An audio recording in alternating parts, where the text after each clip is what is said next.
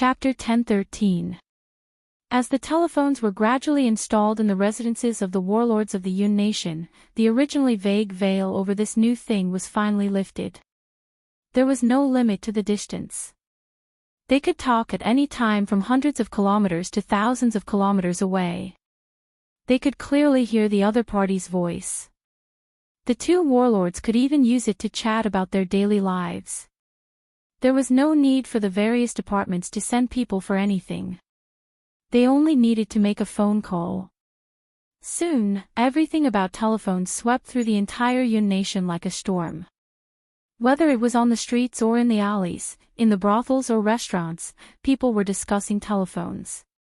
Coupled with the advertisement, "Make a phone call if you miss home," it was in the limelight for a while. Renbachian's reputation also rose, and the name Tiangong quickly replaced the original names, Poison Warrior and Stinky King. Renbachian was happy to see this because he finally didn't have to carry those two names on his back anymore.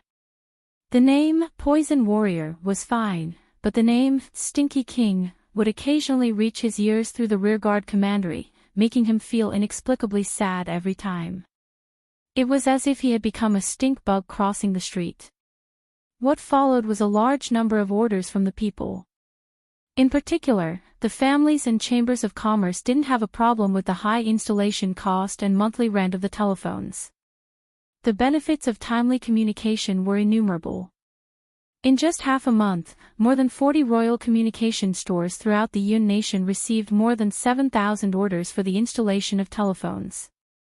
A total of more than 40,000 telephones needed to be installed.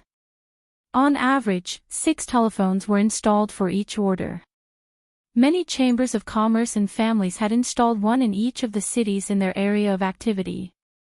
This was 10 times the number of telephones installed in the Yun nation's imperial court and cities. This showed the affluence of the people of the Yun nation and their enthusiasm for telephones. With Renbachian's current manpower, he could install more than 300 telephones a day. It would take more than 3 months to install more than 40,000 telephones. In addition to the installation of telephones in the southern cities of Dayo and Tianjing Basin, they would be fully booked for at least half a year. In addition to the public telephones that were expected to cover all of Dayo's cities, it was estimated that it would take at least another year. A month later, Renbachian received a special telephone installation request. "Your Highness, you can't possibly refuse such a small request, right? Don't forget that we are still partners." Qing Lian looked at Renbachian with a smile. Well, she had read the term partner from a book that Renbachian gave her. "You want me to lay telephone lines in Great Xiao?" Renbachian smiled faintly and asked, "Do you know how much it costs to lay these cables?" Qing Lian smiled at him and slowly said, "Your Highness, you call that a telephone cable, right?" His Royal Highness used 20 pairs of telephone cables, which required 15.1 kilograms of copper per kilometer, which contained 51% copper. In other words, 1 kilometer required 7 kilograms of copper and 4 kilograms of insulating material. The distance from Iron Soa Pass to Little Jade Capital is 2,400 kilometers, and we need to go to Longchuan, Jiangyin, Qibei, Diao, Shandong, Xinglong, Xingqing, and Wu Road Pass. There are 8 routes, a total of 6,300 kilometers. Including the previous 2,400 kilometers, there was a total of 8,700 kilometers. Since the weight of a copper coin is 4 to 5 grams, we will count it as 5 grams. 1 tael of silver was equivalent to 1,200 copper, which was equivalent to 6 kilograms. I also roughly estimated the price of rubber. 1 kilogram wouldn't exceed 100 coppers, which is half the price of copper. Thus, excluding manpower, the cost of 1 kilometer was 2,180 copper coins. Based on the calculation of 2 taels of silver, the total cost would be 17,400 taels of silver. We can offer 200,000 taels of silver. Of course, I also know that this amount of silver isn't much to your highness, but Great Xia is vast and only you have the telephone technology. In the future, the entire Great Xia will have to rely on you in this aspect. These 8 routes are just the beginning, or it could be said that your highness did it out of convenience. However, His Highness's convenience is of great use to us. All of us are extremely grateful to your highness.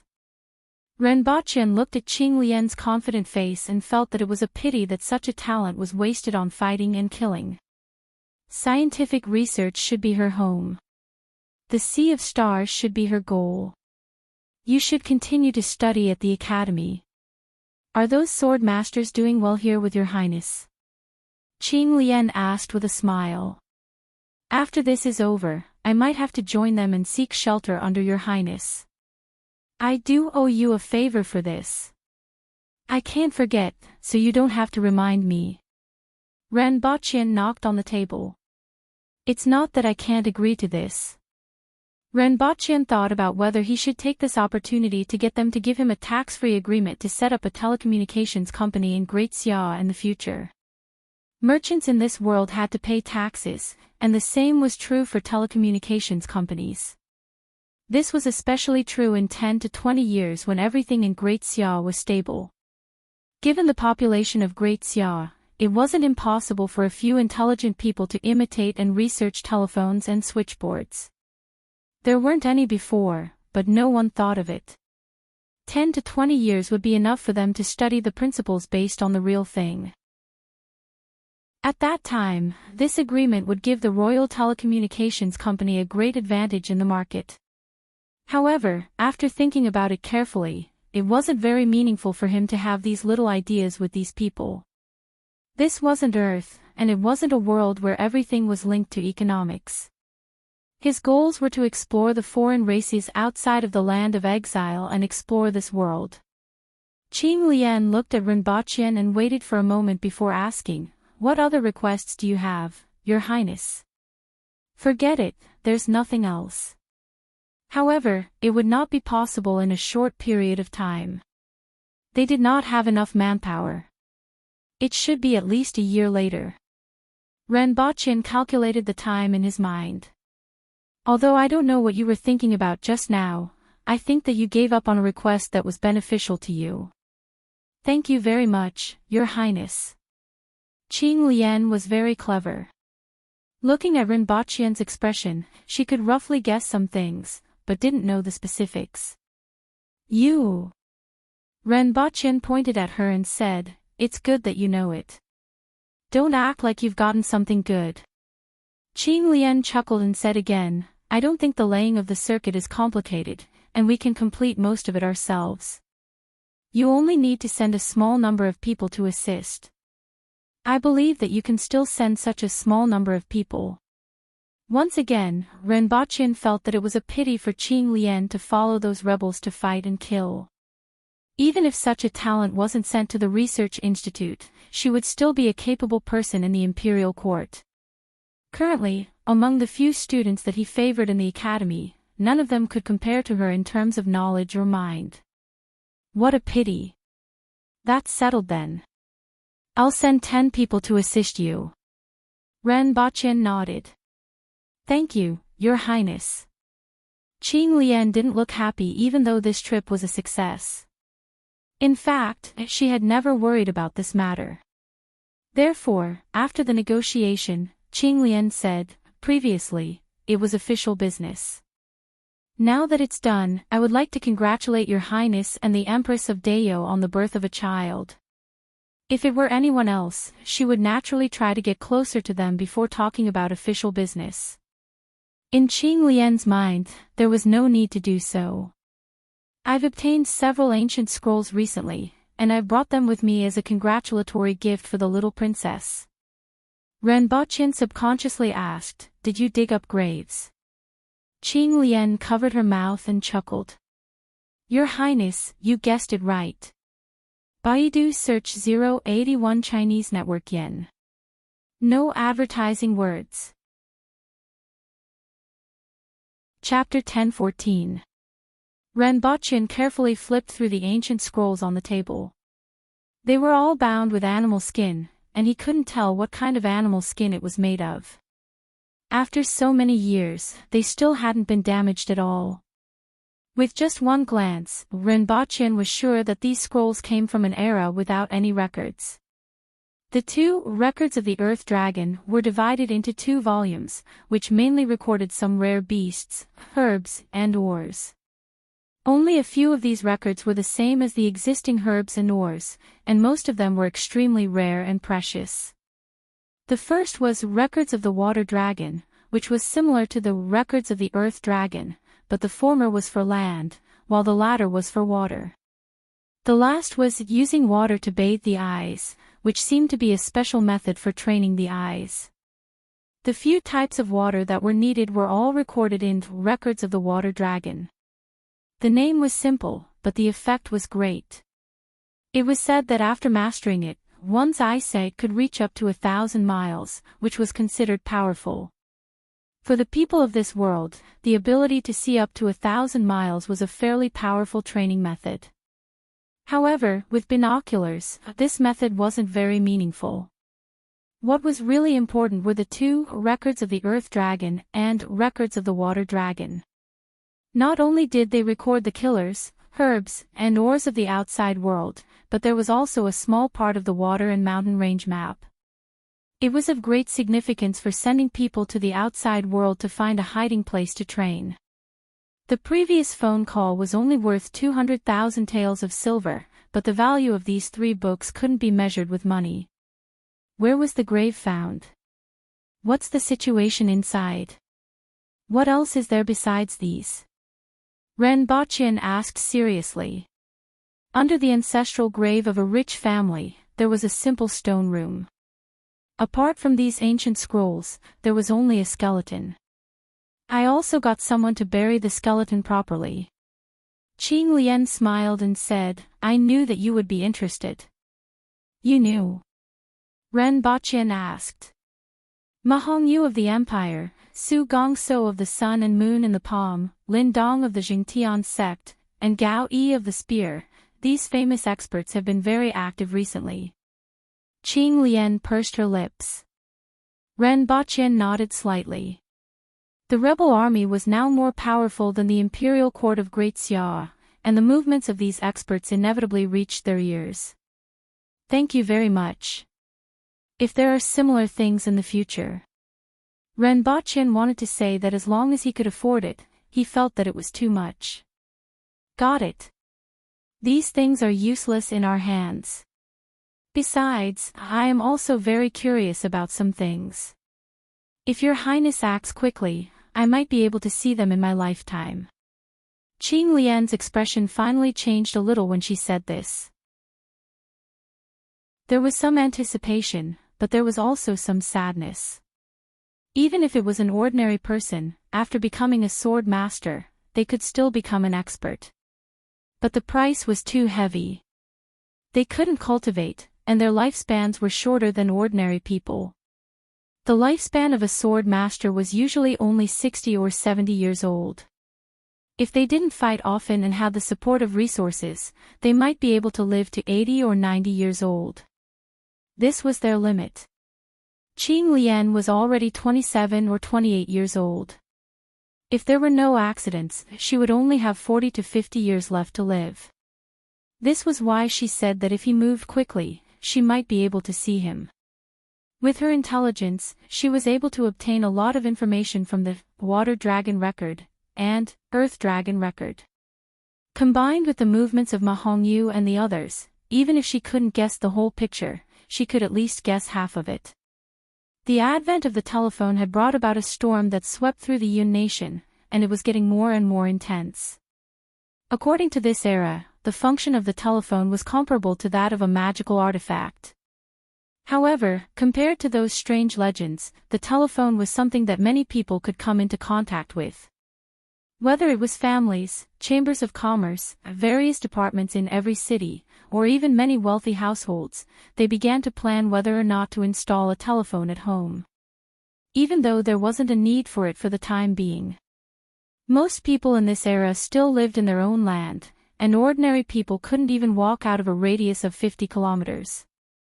However, it was a worthwhile deal to show off and earn some face with a few dozen taels of silver. As a result, the craze brought about by the telephone never subsided. This craze also played a great role in the promotion of the telephone. Even if there was no need for any more publicity, the number of telephone users would steadily increase. While the craze for the telephone was still ongoing, a new product appeared in front of everyone. It was a cargo truck. It looked like a Jifang 141, but its performance was only equivalent to that of a standard World War II truck. It weighed 4,000 kilograms and carried 6,000 kilograms, which was slightly lower than a tractor. Furthermore, it had much higher requirements for roads than a tractor. With the exception of going up mountains and down to the sea, the tractor had excellent traffic performance in most places, which was something that a truck couldn't achieve. This was also the reason why Rinpoche brought out a tractor, as it was much more practical than a truck.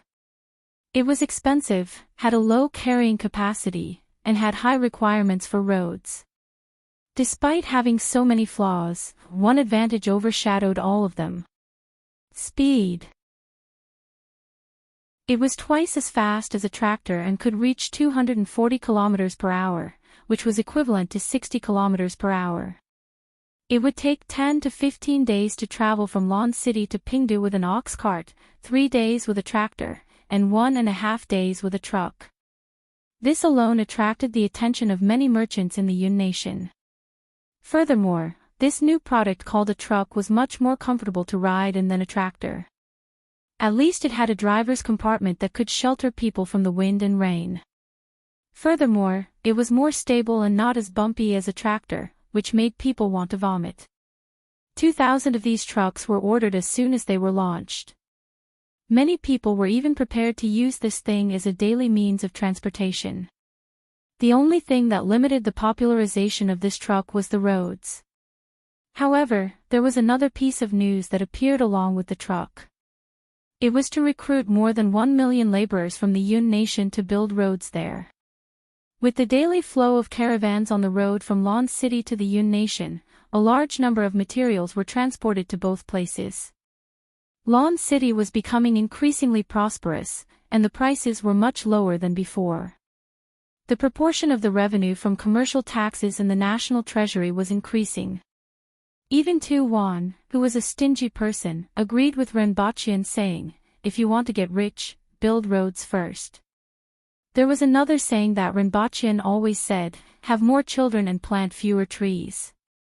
Furthermore, with the salt and iron mines returned to the imperial court and the revenue from the Department of Commerce, the national treasury's revenue had increased several times compared to before. The batch of gold and silver that was plundered from the Yun nation back then was still in the national treasury. Not only did it not decrease, but it was also increasing. As a result, there was no resistance in the imperial court to recruit laborers to build roads this time. It only took 3 days from the proposal to the agreement. The decree was passed down to all the cities in the Yun nation. City commander, get ready. A decree has arrived. The city commander of Sonha City was resting in his residence. When he heard the report, he hurriedly put on his clothes and ran out. When he arrived at the city commander's residence, he saw 3 aboriginal men dressed as soldiers. "I'm Long Yuewu, the city commander of this city. Are the 3 of you here to deliver the decree? You are the city commander. Receive it." One of the burly men took out a roll of paper from his bag and stuffed it into Long Yuewu's hand. "The decree has arrived. We will leave now." The 3 of them didn't wait for his reply. It seemed that they didn't even consider that he would refuse this decree and were about to leave after delivering the paper. "If you have nothing important to do, why don't you rest in this city for a while?" Long Yuewu quickly asked. "I don't have the time. I still have to go to other cities." The 3 burly men didn't give him any face and turned to leave.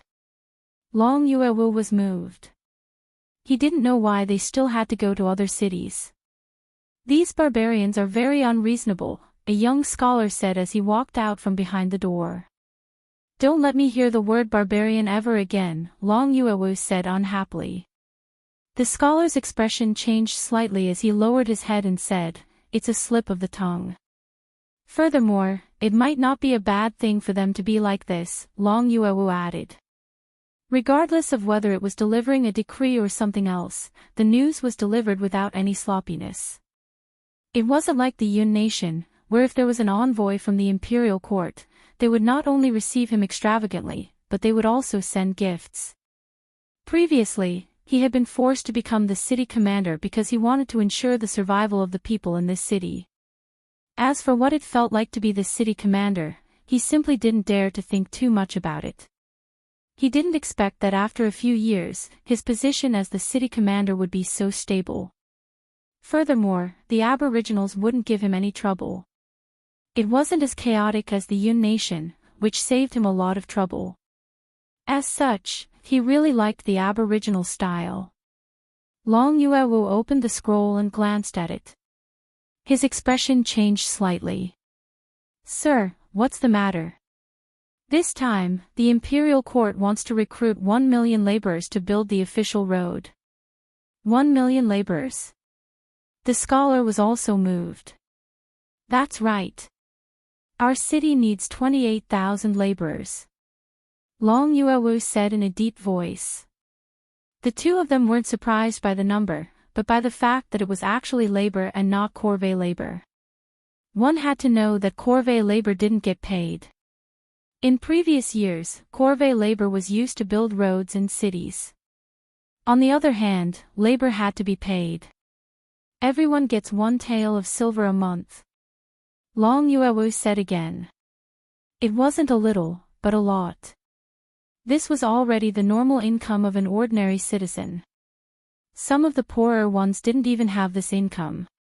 One had to know that this was labor, and every city had to provide a sufficient number of people. It was a little mandatory, and even 800 copper coins as a salary was a lot. 1 tael of silver as a salary and food was included. This treatment was simply generous. That was why the two of them were surprised. Long Yuewu had mixed feelings in his heart. When he took office as the city commander, he was prepared to be criticized in the back. In the end, after the Aboriginals conquered the Yun nation, not only did they not exploit him, but they also used conciliatory methods. Since they were conciliatory, there was no need for him to say or do much. He just had to follow the imperial court's orders. After a few years, he had gained some reputation. Long Yuewu thought about the Yun nation's emperor, who had favored Prime Minister Xian Yong, and the Prime Minister, who had eliminated dissidents in the face of a great enemy, and he had mixed feelings. Long Yuewu rolled up the scroll and held it in his hand before instructing the scholar, go and summon the chief librarian and Minister Sima. First, set a small goal. For example, remember in 1 second, Booksellers Mobile. Chapter 10-15. The recruitment of laborers went smoothly. The imperial court forcefully allocated the number of laborers to each city. There were more than 400 cities, and the smaller cities had to send more than 10,000 people while the bigger cities had to send 30,000 to 40,000 people. Although it would have a little impact on the cities, it wasn't a big deal. The Yun nation also had a population of nearly 100 million. This wasn't like sending able-bodied men to war. The wages were sufficient, and there wasn't much backlash from the people. On the contrary, the wages were too generous, and many people doubted whether they could really get it. As for the other classes, such as scholars, wealthy families, and merchants, they were happy to see this happen and were even looking forward to it. After all, after walking the road from Lon City to Pingdu, the road to the Yun nation was no different from a country road. In just 20 days, millions of laborers were recruited to start building the road to the Yun nation. The first was the road from Pingdu to Wangjing. After it was repaired, it would only take 2 days for tractors and 1 day for trucks to travel from Pingdu to Wangjing. In other words, with trucks, fresh seafood from the sea could be delivered to Lon City in 2.5 days. For the people of Deo who had a hard time eating, this was an excellent thing. After all, as far as Rinpoche knew, there was kelp in this world, but the fishermen of the Yun nation didn't eat it. The various resources in the sea were also extremely rich. At present, the ingredients in the sea were what Rinpoche cared about the most. This was because he wanted to expand the planting area of soybeans and other oil crops that were used as raw materials for biodiesel. This would reduce the farming and grazing area in Deo, which wasn't considered rich. In this case, the sea was an excellent source of food. Shaojiang Academy. The sound of people reading echoed in the academy. The sound of students reading had always been Ning Changqing's favorite. At this time, Ning Changqing, who was nearly 70 years old, was sitting in the courtyard with his eyes closed. He was listening to his favorite reading, but his eyebrows were furrowed. "Dean, we can't go on like this." Sitting not far away from him was a scholarly scholar who was about 50 years old. "Oh, Amos replied softly, his eyes still closed. Shaojiang Academy was one of the top 5 academies in the Yun nation. For hundreds of years, there had been many important officials from the academy. There were 2 prime ministers. There were countless officials, big and small. Ever since the establishment of the Shaojiang Academy, it had emphasized, a good country should not nurture talents first, a way to nurture talents should not first encourage them to learn. When students entered the academy, they would be enrolled in different subjects according to their specialties. The curriculum advocated practical application and field investigation, which was called understanding and applying. Furthermore, he proposed, it is necessary to teach the economic industry and obtain economic talents. It was very compatible with the strong business atmosphere of the Yun nation. Thus, although Shaojiang Academy was one of the 5 great academies, it was one of the 2 most famous academies. As for the most famous one, it was the Wangjing Academy, which was based on the study of scriptures. But in terms of students, Shaojiang Academy was the best at practical work. In fact, in the eyes of many, the Shaojiang Academy was the leader of the 5 great academies. Logically speaking, with such a famous Shaojiang Academy, there shouldn't be anything for the old dean to worry about. That was how it had always been. However, a few years ago, the Yun nation had fallen, and the emperor had been captured. Everything had changed overnight. From then on, Ning Changqing always frowned. Especially in the past 2 years, Ning Changqing's frown had become more frequent, and he had also become more and more aged. When the others saw this, they naturally knew it wasn't easy. However, they had to think of a way. Ever since the fall of the Yun nation, it had been a few years since a student had become an official. There were no examinations in Deo and the Yun nation. It could be said that the future of the students had been cut off. In the past, the students in the academy wouldn't even take a second look at the merchants. But now, when students from ordinary families left the academy, most of them went to work for merchants.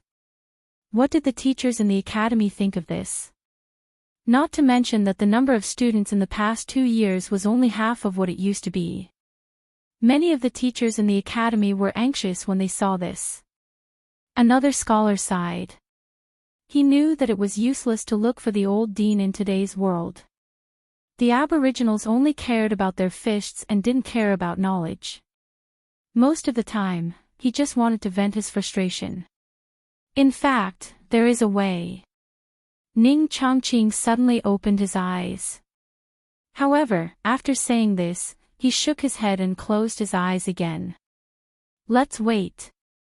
The scholar laughed bitterly. Indeed, they could only wait. If there was a change of dynasty, the new emperor would definitely hold a major examination to fill in a large number of officials. In addition, holding a major examination would signify the end of everything and the beginning of a new dynasty. It was also intended to rope in the scholars and stop them from gossiping. It wasn't that the Dayo imperial court didn't lack officials. On the contrary, it was extremely lacking.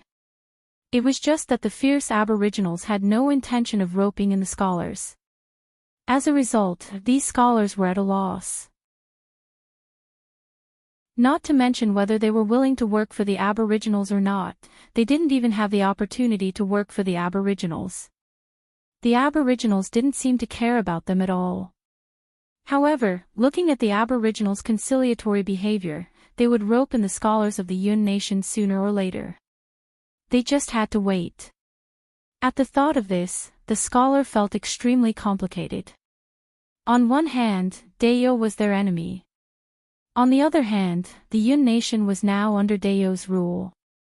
On the contrary, it wasn't as chaotic as before, and the people were living a better life than before. Just like the conscription in the past few days. If the Yun nation was still in power, they would probably become forced labor and end up in misery. Furthermore, the behavior of the aboriginals in the past 2 years was completely different from the fierce and overbearing aboriginals of the past. The two of them sat in the courtyard, each thinking of their own thoughts. At this moment, an old man rushed in and said, "Dean, something has happened." "What's the matter?" Ning Chongqing opened his eyes. "Don't worry, speak slowly." Ning Chongqing's eyes weren't muddy like an old man's. Instead, they were clear and intelligent. The old man took a deep breath and said, "A few aboriginal soldiers are at the door and want to see you, Dean." Ning Chongqing knocked on the armrest of the chair twice, stood up, and walked out. "Dean, should we inform the others?" The scholar got up and followed behind him with a worried look. He didn't know what the aboriginal soldiers were here for. "Don't alarm the others." Ning Chongqing waved his hand. "It might not be a bad thing." A moment later, Ning Chongqing arrived at the entrance of the academy. The old man didn't know the purpose of their visit and hurriedly ran to the academy to report the news before leaving them outside. Fortunately, they didn't look impatient. "Gentlemen, I'm the dean here. Sorry for the delay. Please come in and talk." "There's no need. We'll give you the letter." "We'll leave after you reply," said a woman in her 20s who was wearing armor. She took out a letter from her bosom and handed it to Ning Chongqing. "Gentlemen, please wait for a moment." Ning Chongqing took the letter unhurriedly and opened it. He frowned, and relaxed again. The scholar beside him looked at his frown and felt like pressing his fingers to smooth it out. "Please report to Zhao Prince Consort that I will bring the students of the academy for an exchange." "Got it." The person turned and left. After the other person left, the middle-aged scholar asked, "Dean, what kind of exchange?" Ning Chongqing's frown finally widened. "Didn't I tell you to wait?"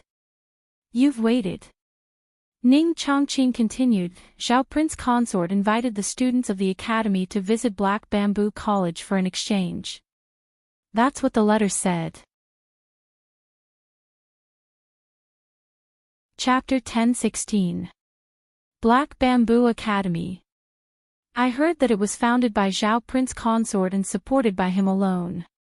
Apart from him, there's only Lin Mengxing, the scholar said with a strange tone.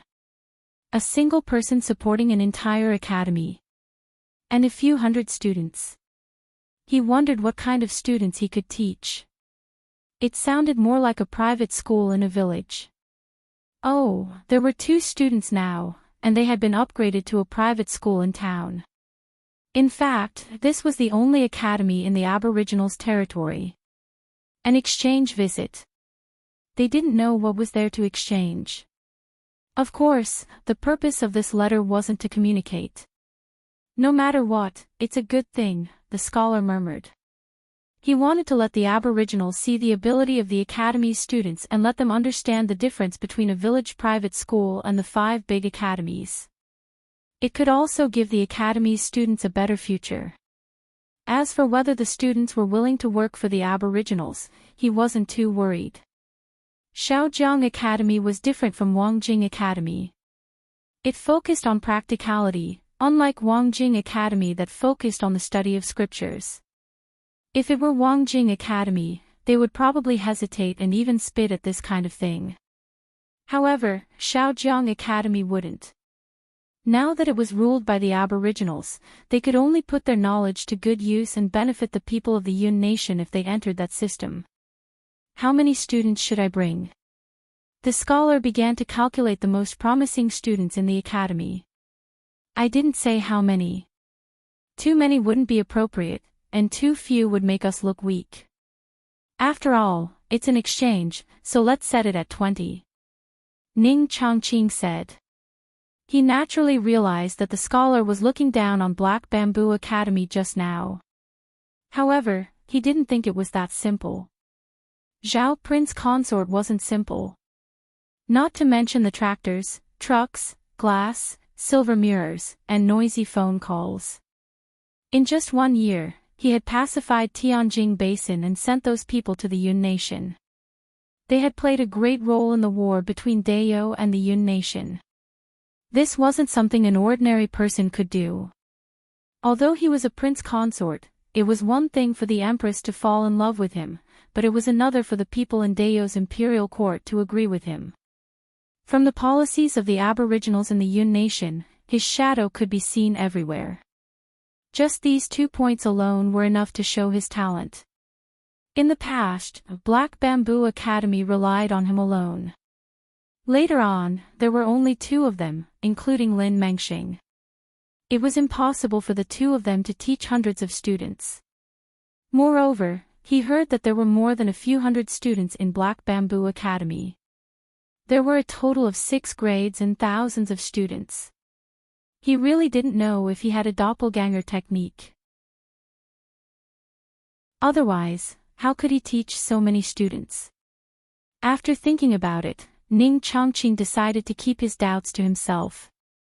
In any case, he would be able to see what the students of the Black Bamboo Academy were like in a few days. Dean, they didn't just invite us this time, right? Could there be Wangjing Academy and Jiangling Academy as well? The scholar suddenly thought of something. If that's the case, I'm afraid we'll have to communicate with them. The scholar emphasized the word communication. In the past, when the 5 academies met, there would often be competitions. Everyone wanted to suppress the other. Furthermore, they were in Lan City, in front of the entire imperial court of Dayou. In the past, they were all in the Yun Nation and knew each other very well. It didn't affect them much even if they won or lost. However, it was different this time. Whichever academy could suppress the others would immediately enter the eyes of the imperial court of Dayou. The academies would also be more valued in the eyes of the imperial court of Dayou. In the future, the students of the academies would also be looked up to. This time, it was much more important than those previous exchanges. Not to mention the possibility of accepting the children of some important Aboriginal officials to study in the academies. Ning Chongqing frowned. He understood what the scholar was thinking. After thinking for a while, he sighed. Go and inform the students to see who wants to go. Shui Yuanpei, Ma Hualong, and Chao Gui want to go. Yes. The scholar left with a smile on his face. These 3 students were the most outstanding students in the academy in recent years. Each of them was a talent for governing the world. This scene didn't only happen in Shaojiang Academy, but also in several other academies. Every academy that received the invitation understood the importance of the exchange at Black Bamboo Academy. Therefore, they sent their most outstanding students to prepare for a good exchange with the other academies. As for the original owner of Black Bamboo Academy, they just had to find a place and watch over it. Not many people thought that an academy with only 2 people could produce outstanding students. Even though most people knew that Zhao Prince Consort was a talented man, they still couldn't accept it. Lin Mengxing couldn't be underestimated either. However, there were only 2 of them. Which of the 5 major academies didn't have dozens of teachers? Which of them didn't have some talent? After a while, they would find out that it wasn't just the 5 major academies that were invited. Instead, all 23 famous academies in the Yun nation were invited. However, in their hearts, their opponents were still the other 4 academies. The other academies were just spectators. While many of the academies in the Yun nation were preparing, Renbachian simply said to the students, "There will be a group of students from the Yun nation coming for an exchange in a month." He then returned to Earth with Honeysuckle. They were going back to watch the Olympics. This was the first time that Manwell experts were allowed to participate in the Olympics. Although martial arts had been spread on Earth for 20 years, the previous Olympic Games were still attended by ordinary athletes. Of course, it wasn't right to say that they were ordinary athletes. In fact, there had been great changes in the previous Olympic Games, but they were still limited to those below the Manwell level. There was a huge gap between the Manwheel and those below the Manwell level. Now, this restriction had finally been lifted. It was estimated that there would be a large number of Manwell athletes participating in this year's Olympics. Therefore, Renbachian was still very interested. Not only him, but everyone on Earth was also full of expectations. After all, martial arts had entered everyone's lives, whether it was in China or abroad. Everyone was paying attention to the amazing strength that the Manwell experts would display when they appeared in the competition. Renbachian put Honeysuckle aside and told her not to break the window. Then, he called his assistant over and asked, "Has everything been arranged?" "Yes, as long as you arrive at the competition venue. You can watch any of the VIP seats for all the events." Renbachian nodded. Although the Olympic Games had a 14-day schedule, he could only watch for 7 days at most. 7 days was enough. All he had to do was read something he was interested in. Chapter 10:17. "Father, where are we going?" Honeysuckle sat beside Renbachian and looked out the window at the scenery outside with a happy face. The scenery on Earth and Lawn City were very different. The tall buildings, the colorful colors, the rolling traffic, and the sea of people all excited her. She felt that this place was much more interesting than the palace. She just didn't know why her father and mother didn't live here. To see something interesting. Renbachian rubbed Honeysuckle's head. After a while, he suddenly asked, "Honeysuckle, do you want to go to school?" "Go to school? What is that?" Honeysuckle turned her head and looked at her father doubtfully. "It's to learn and grow with many children," Renbachian said thoughtfully. "Is it fun?" Honeysuckle still couldn't imagine what it would be like to study with many children. In her past, other than the occasional visits to her home at a very high place and the occasional trips to the streets by her father, all her other memories were in the palace. Maybe.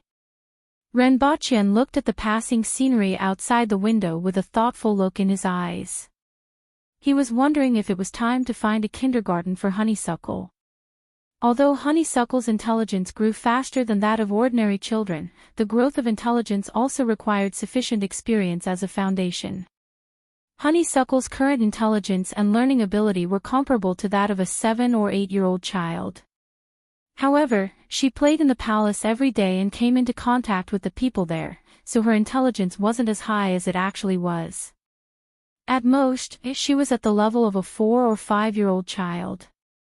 In particular, she was too unfamiliar with many things in the outside world and couldn't even compare to ordinary children.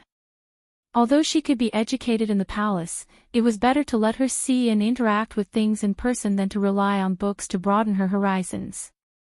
Therefore, Renbachian considered letting her go to kindergarten. The locations were Earth and Dayo. In Dayo, he could open a kindergarten and let Honeysuckle come into contact with more children of officials and commoners. However, the things she came into contact with on Earth were completely different. With the learning experience on Earth, her horizons and thoughts were completely different, so she had to go to kindergarten on Earth. Not only kindergarten, but elementary school, middle school, high school, and even university, Renbachian was prepared to let her go. As for the time, it was easier to arrange. 5 days in Dayo and 5 days on Earth were perfectly staggered with weekends. Other people's children went to school 5 days a week, but Two Flower was better. He went to school 10 days a week. There were two problems. Firstly, Honeysuckle was 1.3 meters tall. No matter how you looked at her, she looked like a 7 or 8-year-old child. She didn't look like a kindergartner. If she entered kindergarten, she would really be outstanding and like a crane among chickens. Moreover, her muscles looked rather strange to the others. The other thing was her control over her power. In the palace, even the roaring emperor and the golden-haired man, whom she trampled on every day, were at the manual level. As for the children in the kindergarten, if she couldn't control her own strength, something bad would really happen. It seems like I have to teach her how to control her power first. Renbachian thought to himself. She had been doing this since she was born, but the effect was sometimes good and sometimes bad. Every once in a while, she would be able to absorb a portion of the essence that she had obtained from the Empress and stored in her body. As a result, her strength would increase a little. After that, he needed to get used to his new strength. Now, her strength had grown from the strength of 1,500 kilograms when she was born to more than 2,500 kilograms, which was a little higher than his own strength. However, she hadn't been trained in the use of her strength, and her punch didn't even have the force of 2,500 kilograms. One had to know that an Earth Will expert's punch could have 4 to 6 times the force of impact. This wasn't just the strength of the hands, but also the strength of the legs, waist, and the body. The explosive force of a Cardinal Heaven expert was even stronger and could reach more than 10 times the force of impact. This was the difference between having martial arts and not, and between a Cardinal Heaven expert and a Cardinal Heaven expert.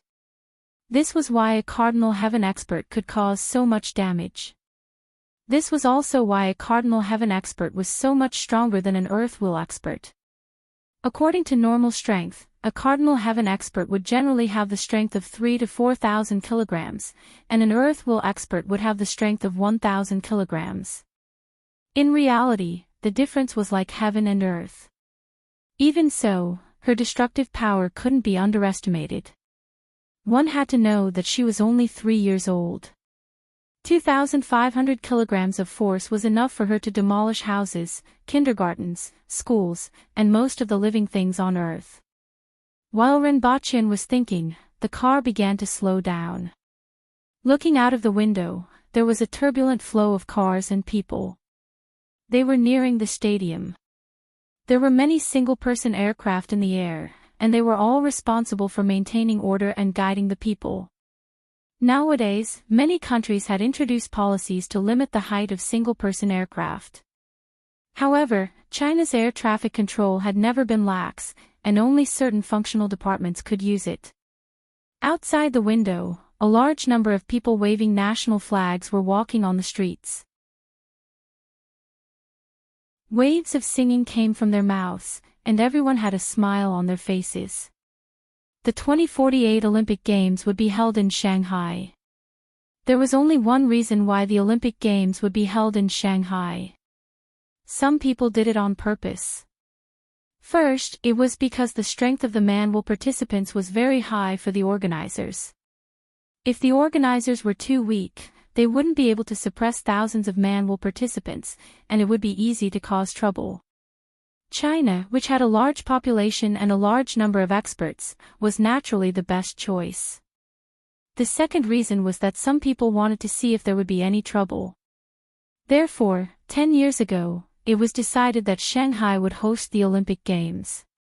A few years ago, it was also decided that the strength of the participants for this Olympic Games would be restricted to the manual level. It was hard to say how much of this was done with bad intentions.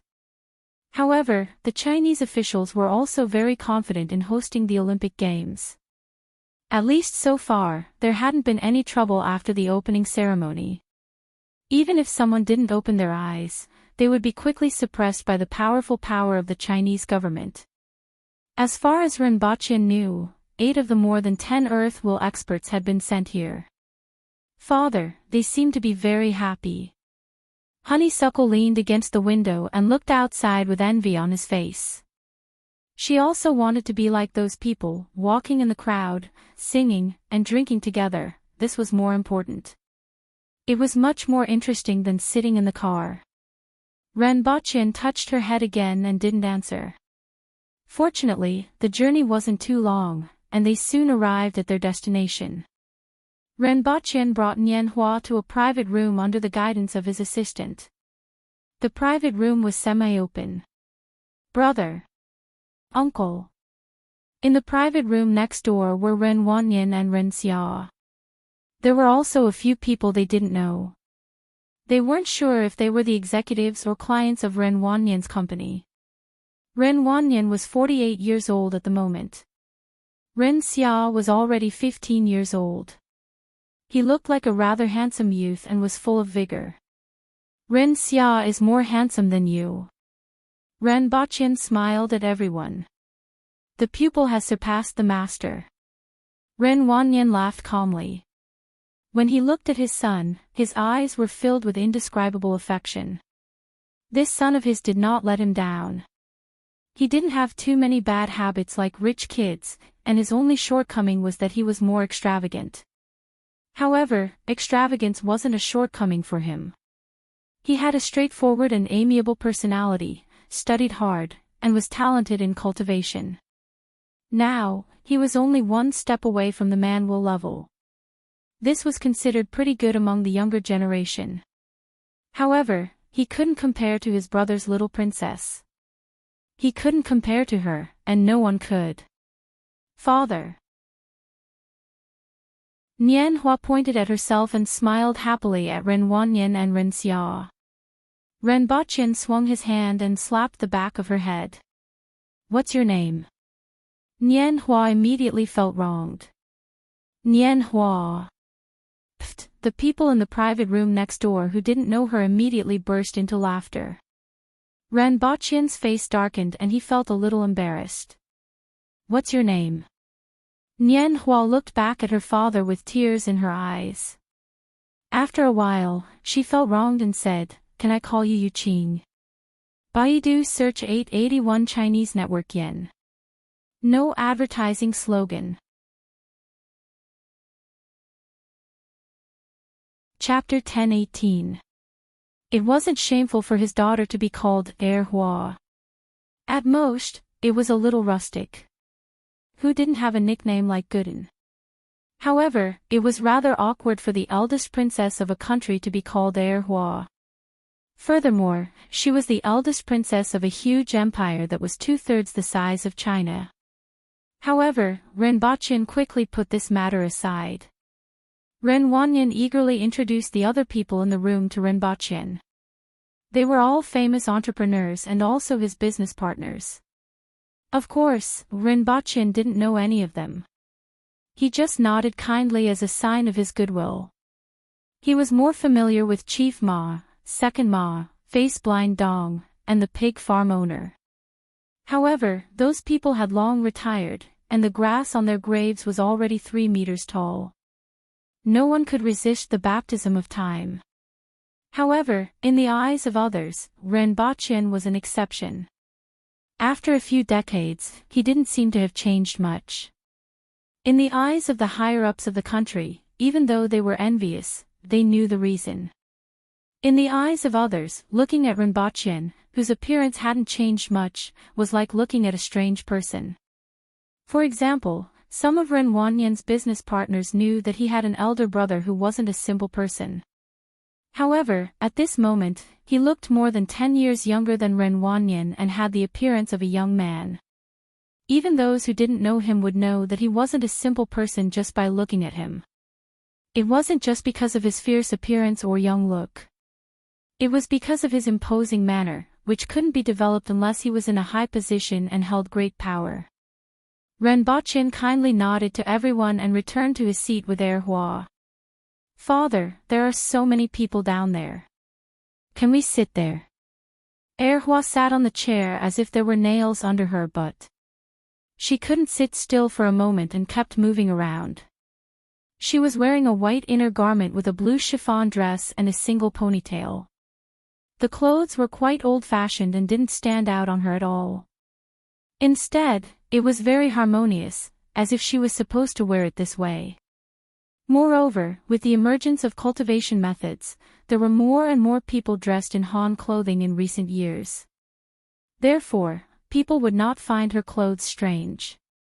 However, her personality was like a monkey's. According to Rinpochen, she was hyperactive. "Just call me father outside." Rinpochen rubbed her head. Father. Erhua always felt that father was a very noble title.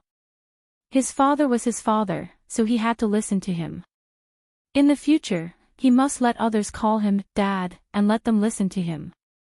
Honeysuckle was still young, but his mind was filled with a lot of things. It was filled with the imagination of a child his age. Erhua rolled his eyes and saw the bottle on the table. His face was filled with envy as he thought, wine. He asked, "Father, can I drink it?" If others were to see her like that, they would definitely feel pity for her. Such a young lady had to be so careful even when drinking juice. Her upbringing was too strict. However, no one could imagine her glorious history of sneaking out to a restaurant and drinking with others. The bamboo stir-fried meat didn't make her feel anything, but the three-character classic really scared her. He stayed in the palace for at least 3 days before he tried to sneak out again. Unfortunately, he failed and was punished to copy the three-character classic 50 times. This time, he had a better memory and behaved himself for 4 days. Not long after, the private room on the other side was also filled with 6 or 7 people. Someone greeted Ren Wanyan and even chatted with him. During this time, Ren Wanyan naturally introduced him as his elder brother. The other party was a man in his 30s or 40s. After thinking for a long time, he still couldn't figure out who Rinpochen was. However, the fact that Rinpochen was sitting in a private room instead of Ren Wanyan's was enough to show that he wasn't a simple person. One had to know that a private room for a popular event like the Olympic Games couldn't be booked even with money. Rinpochen greeted him perfunctorily. He wasn't interested in socializing with these people and couldn't even be bothered to remember their names. In another 10 years, there would be a new group of people. This person is quite arrogant. Another young man in the private room saw his perfunctory expression and laughed softly. "I wonder which deity he is." "Director Liu, you are being looked down upon." The person called Director Liu was the one who greeted Ren Wanyan earlier. His expression didn't change, and he just patted Ren Wanyan's arm before sitting down indifferently. That young man chuckled. He looked indifferent, but it seemed like he was angry at being looked down upon. He had quite a bit of strength in his hands. One had to know that Director Liu was a rising star in the country in the past 10 years. He wasn't old, but he was the boss of a high-tech company. His net worth wasn't low, and he had a lot of followers in the industry. His weakness was that he wasn't very tolerant. However, the other party was Ren Wanyan's relative, so Director Liu probably didn't dare to make an enemy and could only swallow his anger. One had to know that Ren Wanyan wasn't just a rising star, but a giant of the new generation. With a smile in his eyes, the young man turned his head and saw Honeysuckle leaning against the glass fence and looking down. With a look of longing, he smiled and asked, "Little girl, what's your name?" When Honeysuckle heard the voice, she turned her head in confusion. The other party asked again. Honeysuckle turned her head and saw that her father wasn't looking at her. Then, she stood up proudly and pointed to herself. "Father." The young man's expression suddenly froze. He looked at Honeysuckle playfully and pointed behind her. "Your father is over there." Honeysuckle stubbornly pointed to herself and said, "Call me father." This time, the young man finally confirmed that he wasn't mistaken. He felt a little awkward, but he couldn't argue with such a young child, so he could only turn his head away. The people nearby all chuckled when they saw this. The young man and director Lu were both wondering who Ren Wanyan's biological brother was. Soon, the match was about to begin. It was the first round of the women's table tennis singles group stage. As the match time approached, the audience in the arena began to spontaneously wave the national flag and sing the national anthem. Honeysuckle listened attentively. When it was the second round, she immediately jumped onto the table and sang along. She loved this kind of excitement. Honeysuckle's first voice stunned most of the people in the spectator stand. Her voice was loud, too loud. If one had to describe it, it would be like the roar of a legendary dragon. One person could drown out the voices of hundreds of people. Those who were close to her couldn't hear anything except her voice. They all turned their heads and looked at her in shock. The young man who had spoken to her before was even more shocked. This little girl looked quite delicate, but why was her voice so terrifying? It was shocking enough for such a little girl to let out such a dragon-like roar.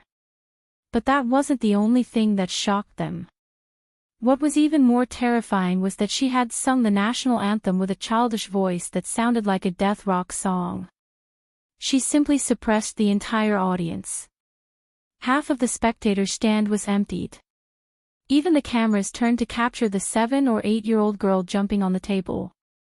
This was a live broadcast to all the people around the world who were watching the match.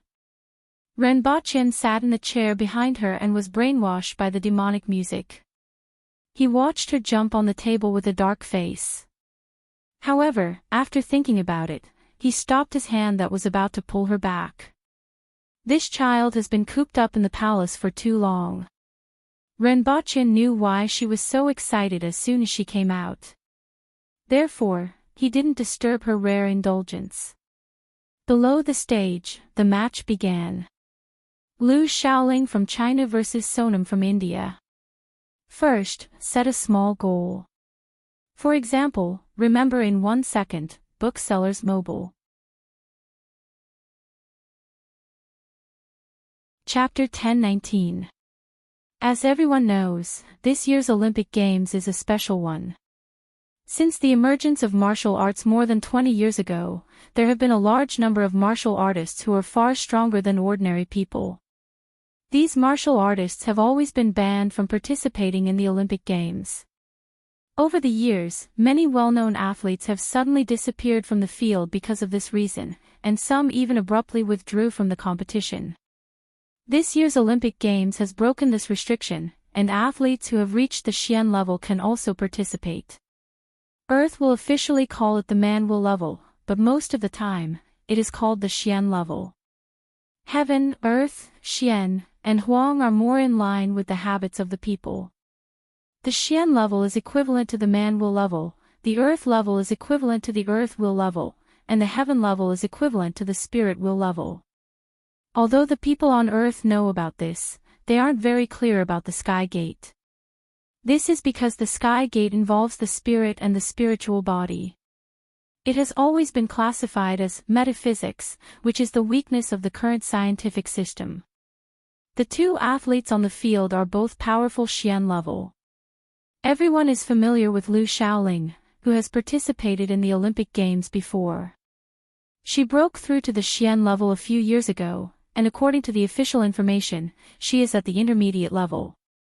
Sonam is also an older athlete, but she is at the beginning level of the Xian level.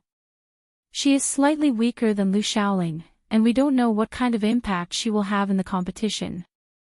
Now, let's see what kind of amazing game the two powerful athletes can bring us in this game, and how different it will be from previous games. As Ren Bachyan listened to the commentator's explanation, he folded his arms and looked at the stage with interest. Hua jumped onto the fence in front of him and balanced along the fence. He quickly jumped down, drank a big glass of juice, and went over to Ren Wanyan's side to see what they were doing. The two athletes below had already started the competition. As soon as the game started, there was a burst of exclamations in the field, which attracted Hua's attention. The movements of the two people on the field were too fast. The speed of their feet, the speed of their racket, and the speed of the ball were all too fast. Those who were weaker couldn't even see the ball clearly.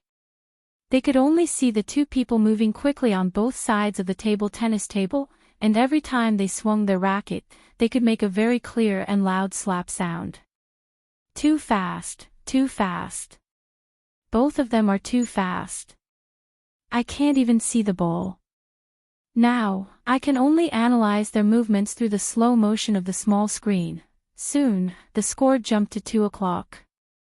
Lu Xiaoling was in the lead, followed by Sonam. Looks like Lu Xiaoling's movements are a little faster. From her expression, it can be seen that she's still at ease. Sonam, on the other hand, is having a hard time. There's already sweat on his forehead after just a few exchanges. Lu Xiaoling has already gotten 4 points. Looks like Sonam is exhausted. Everyone could look at the ground under their feet. There was nothing unusual under Lu Xiaoling's feet, but there was a row of footprints under Sonam's feet. It was the result of exerting too much force on the plastic floor. We can see that Sonam is doing her best. Nowadays, manual experts weren't rare in China, and there were many manual experts among the commoners. Some joined the government, while others continued their own lives, went to work, or engaged in other businesses. There was nothing wrong with saying that the experts were hidden among the people. Although there were currently only earth-will experts in the government, there were quite a number of man-will experts among the commoners. Fortunately, the country was prepared for these situations. Every man-will expert needed to be registered. The combat detection glasses from back then played a great role. Coupled with the country's Skynet system, even if these man-will experts committed crimes, they would be quickly arrested and wouldn't cause too much harm to society. As a result, even though the commoners were envious of man-will experts, they were relatively calm. Currently, there were even a few movie stars who were man-will experts. However, this was the first time that a man-will expert had participated in an Olympic competition.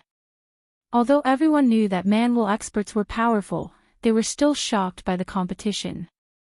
With the strength of a man-will expert and professional training, the contestants in the competition displayed unimaginable strength, which was even more shocking from a visual point of view. Ren Baqian's curiosity was satisfied and he began to focus on other things. At this moment, someone knocked on the door of the private room. "Come in," Ren Baqian said without turning his head. The person who came in was a sage-like man in a long robe and had a beard. He was about 50 years old. "Mr. Ren. You are." Ren Baqian looked back and didn't recognize this person. However, this person was actually an earth-will expert. One had to know that there were only a dozen earth-will experts in the country. "I'm Qing Daozi. Sorry to disturb you." Ren Baqian thought about the other party's purpose for coming, pointed to the sofa next to him, and said, "Sit down and talk." Qing Daozi's expression suddenly changed, and he looked behind Ren Baqian and said, "Be careful." Ren Baqian's expression turned solemn as he stretched out his arm to grab Lu Hua's position, intending to pull her into his embrace and protect her. His heart raced. Was there an attack? Who was it? He didn't feel any killing intent. What kind of weapon was the other party using? However, before he could finish his thoughts, his outstretched arm caught nothing. "Mr. Ren, your daughter jumped down," Qing Daozi said anxiously. Ren Baqian then realized that the other party's warning wasn't directed at him but at Lu Hua. He suddenly got up and looked down, only to see a small figure leaping up from the crowd below. The target was the arena. This gave Ren Baqian a headache. It was one thing for Lu Hua to cause trouble in the palace, but this was the Olympics. What was she going to do? At the thought of this, Ren Baqian leaped up and tried to grab Lu Hua back. However, the arena wasn't big, and with Lu Hua's speed, she had already landed on the arena. Before anyone could react, she snatched the racket from Sonam's hand and backhanded the ball that Lu Xiaoling had hit. No one could react to this sudden scene. It was too fast. From the moment she suddenly jumped into the arena, snatched the racket, sent Sonam flying, and backhanded the ball back, it all happened in an instant. The players in the arena were replaced.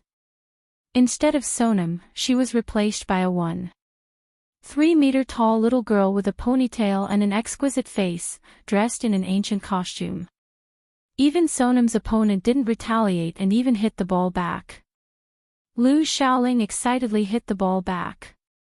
Lu Xiaoling hit the ball back again. Lu Hua hit the ball back. Ren Baqian's face darkened while he was still in the air. However, Lu Hua didn't think too much about it. In her eyes, this was just a game. She felt that she was much better than that person. She should be the one playing. As for the arena and the fact that she couldn't play, this was beyond her understanding. She was a princess, and her past experience told her that she could do anything in the palace except demolishing it. After all, this was the thinking of a child without common sense. That was why such an unimaginable scene happened. Before Ren Baqian landed, Lu Hua had already played 3 balls with Lu Xiaoling and then hit the ball in her face with the racket. Lu Xiaoling's head was raised backward. The petrified audience in front of the TV felt the pain. Then, a bald, burly, and ferocious-looking man landed from the sky, grabbed the delicate girl, and dashed into the crowd, disappearing in the blink of an eye. First, set a small goal. For example, remember in 1 second, Booksellers Mobile. Chapter 10:20. What just happened? The commentator's exclamation rang out in the arena. Just now, a little girl jumped into the arena and snatched Sonam's racket. She played 3 rounds with Lu Xiaoling before she was caught and taken away. Something unexpected happened on the table tennis field of the Olympic Games. Because of this unexpected incident, the game was temporarily interrupted. Even Lu Xiaoling couldn't react in time and played 3 rounds with the opponent. At this point, the commentator's tone became a little strange. It was indeed unexpected for something like this to happen, but Lu Xiaoling actually played 3 rounds with the opponent with a dumbfounded look. This was the main reason why he was speechless just now. In particular, Lu Xiaoling was hit in the face by the opponent's last ball, her nose was bleeding, and she was being helped off the stage by her teammates and coach to stop the bleeding. Let's look at the replay of the match. This little girl jumped over from the private room. She was very fast, no, too fast. If it weren't for the slow-motion camera, we wouldn't have been able to see her figure clearly. This is also the reason why the security forces in the arena couldn't react in time. It's hard to imagine that a little girl could be so fast. The signal wasn't cut off immediately, but the slow-motion camera was replayed instead. This also meant that China had changed in many aspects after becoming the world's most powerful country. In the past, the signal would have been cut off on the spot and replaced with advertisements. As the stadium and the TV cameras switched to the replay and slow motion, the stadium almost exploded. Everyone in front of the TV in the distance also came back to their senses.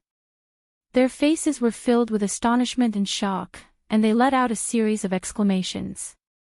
"Dad, it's Yu Qing." Ren Xia, who was standing in the private room, was also astonished. He wasn't the only one. The other people in the private room were also astonished. No one expected the little girl in the private room to suddenly rush into the arena and play a few rounds with the player. Ren Xia and Ren Wanyan were even more astonished. That was the former's cousin and the latter's niece. After the replay was repeatedly replayed in slow motion, the commentator finally stopped repeating what happened in the arena and talked about another matter. Who was that little girl? How strong was she? Not only him, but everyone inside and outside the arena was also curious about this matter. The little girl's movements were really too fast. If the replay wasn't played in slow motion, it was almost impossible to see her figure clearly. Even a manual expert couldn't match her speed. Above the profound level. But how old was she? Looking at her height and appearance, she seemed to be no more than 7 or 8 years old. The immaturity and childlike expression on her face also indicated that this girl was definitely not old. She might even be younger than she looked. Because a 7 or 8-year-old child already knew a lot of things, he shouldn't be able to do such a thing. Even if he was 7 or 8 years old, his strength above the mystic stage was enough to shock people. Also, who was that bald man just now? Also above the profound level. Xiaoling, how are you feeling? The coach asked with concern. I'm fine. Lu Xiaoling looked depressed. Not only was she depressed, but she was almost depressed. After such a huge incident, he actually subconsciously swapped a few beats with the other party. And then he was hit in the face by a little girl. Everything that had just happened made her start to doubt her life. She had no doubt that what had happened tonight had made her a laughingstock. Renbochin gritted his teeth as he grabbed Lu Hua and left the arena. Royal father, why are you leaving? It's fun. Lu Hua was still a little nostalgic about the things he had just played and didn't realize how big of a mistake he had made. Renbochin took out the phone from his pocket, pressed it, and an old man appeared in the air. Was that your daughter just now? The old man on the screen was Yang Sen from the Messier 87 department. He was startled and smiled bitterly. In fact, he already knew who Renbochin was when he saw him. Sorry, the child isn't sensible. Renbochin's veins were bulging on his forehead. In the past, he hated it when parents said, the child isn't sensible. However, it was his turn to say this sentence now. This time, we've really made a big mess. It has already been broadcast to the whole world. What are you going to do? Yang Sen smiled bitterly. Go home and beat the child. Do you want to see it? Renbochin gritted his teeth. Forget it. You don't show your face much anyway. This storm will subside after a while, Yang Sen quickly said. Renbochin hung up the phone with a black face, and 2 old men appeared in the air. Was that Yi Qing just now? Renbochin's parents were tongue-tied. You don't even recognize your granddaughter? We were shocked when we saw her on TV just now. Mama Ren asked worriedly, what should we do about such a big matter? Don't worry, it's a small matter. Renbochin tried to look relaxed. You don't have to worry. How can it be a small matter? Papa Ren raised his voice. Renbochin was right. In some ways, it was indeed a small matter. There was very little information about him in the outside world, and it didn't matter even if it was dug out. Would he care? Besides, she had only interrupted a competition. At the national level, this was indeed a very small matter. At most, such an accident would make some people look bad. To put it more seriously, it would damage the country's image. However, with her strength, anyone with a brain would be able to conclude that it was very difficult to stop her. Therefore, the damage to the country's image was just a simple sentence. Thinking about it this way, Renbochin felt that it was indeed a small matter. He had never taught Erhua, and she didn't know what the Olympics was. Could she be forgiven for committing such a crime? However, he still wanted to beat her up. After comforting his parents, Renbochin felt Erhua tugging at his clothes. Father, did I do something wrong? Erhua seemed to feel that something was wrong and looked up at Renbochin pitifully. What do you think? Renbochin's face darkened. I don't know. Erhua looked puzzled. I didn't do anything wrong. I didn't sneak out or steal wine to drink. At the thought of this, Erhua straightened her back and said solemnly, Father, I didn't do anything wrong. You can't beat me up. The Empress said that you will only be beaten if you make a mistake. Renbocchen immediately laughed in his heart. With a cold face, he carried Hua to the car and went straight to the hotel. On the way, he received a number of calls, from the higher-ups of this year to Ning Kaichin, Ren Wannian, Ding Jia, Qin Qing. Many of them even comforted Renbocchen. The higher-ups of this year's Olympic Games only mentioned what happened in the competition and praised Hua's strength. However, all this couldn't change the fact that Hua would be beaten up today. After much difficulty, they finally returned to the hotel. A moment later, a tragic chase took place in the hotel. Hua's buttocks were swollen after Renbocchen slapped him twice. Although Hua was indeed very sturdy, Renbocchen was also an earth will expert and had specially practiced the yang boosting technique, so his body was tyrannical. Next, Hua began to run around the room while crying. He tore down half of the hotel floor. While Renbocchen was tearing down the hotel and beating up the kid, the storm of the sudden incident in the competition was still brewing. The internet was almost exploding. Almost everyone was discussing what happened just now. Even those who didn't watch the competition went to watch the video and joined in the discussion. Among the three hottest topics, the first was the identity of the girl. The second was the strength of the girl. The third was the confession. This was actually the most popular topic. After all, Hua's appearance was like that of the Empress. She was exquisite, beautiful, and had a bit of heroic spirit. Although she didn't have the icy temperament of the Empress, she gave people a weird feeling. Renbocchen had unknowingly become the father-in-law of the nation. Baidu Search 881 Chinese website. No advertising words. Chapter 1021. After tearing down half of the hotel, Renbocchen had to bring Hua back to the villa in Xishan in the middle of the night. He originally thought that the hotel would be closer to the competition, but it seemed like it was a good thing that the villa wouldn't be torn down. Although he rarely came here, he and the Empress had lived here for a long time, so he cherished this villa. If Hua tore down this villa, she would probably be beaten up a few more times. Renbocchen didn't change his room, so he got someone to clean up another room for Hua. Hua was full of energy again in the time it took to get from the hotel to the villa. She started yelling and running around the house. She had always been more energetic than ordinary children. In terms of noise, she had the fighting power of 10 naughty children.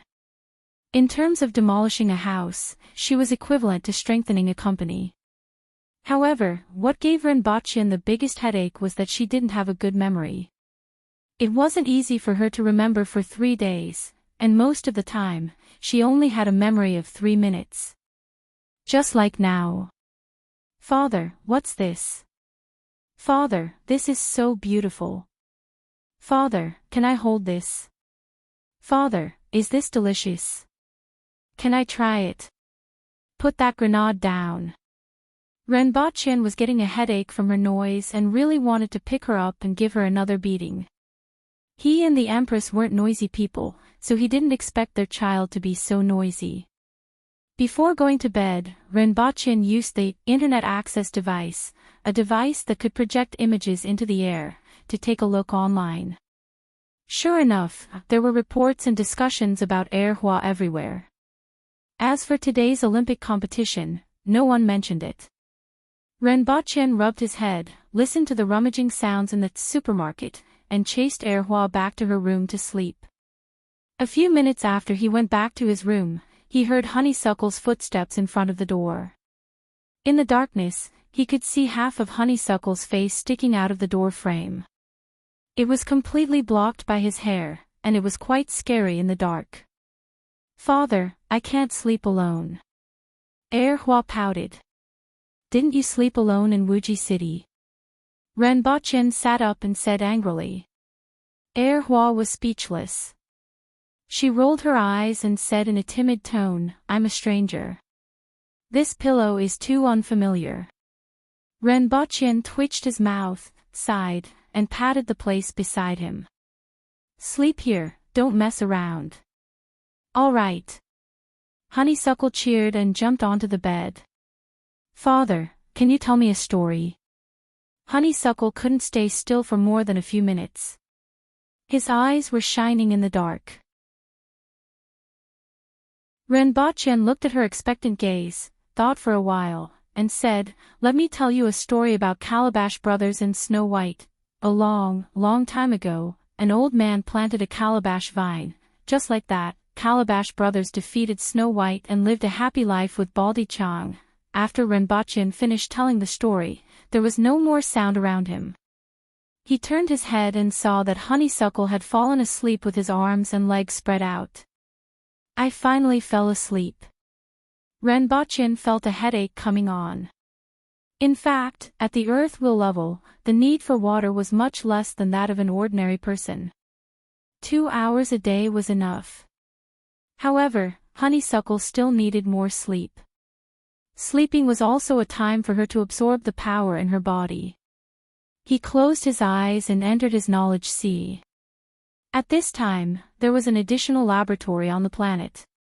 There were all kinds of equipment inside. A large number of computers were placed inside, all of which were turned on. Although this place belonged to him alone, he still made it look like it was his own. He first checked the data on the computer and then opened another door. It was a room that covered an area of thousands of square meters. There were huge pipes and equipment everywhere. In the middle of the room was a round metal device that was erected vertically. It was a nuclear reactor. That's right, Renbachien was making nuclear bombs in his own world with the nuclear technology that he had obtained. It should be said that Renbachien was in his own world, using unlimited resources and thinking to control everything in the entire world to deduce Earth's technology. Now, in his mind, some of the technologies had been deduced to around the year 2000. Of course, he had only mastered a few of the more important technologies. As for the equipment, he used the principles and blueprints to make them directly. He would leave these things to the people of Dayo. He wasn't going to take these technologies out directly.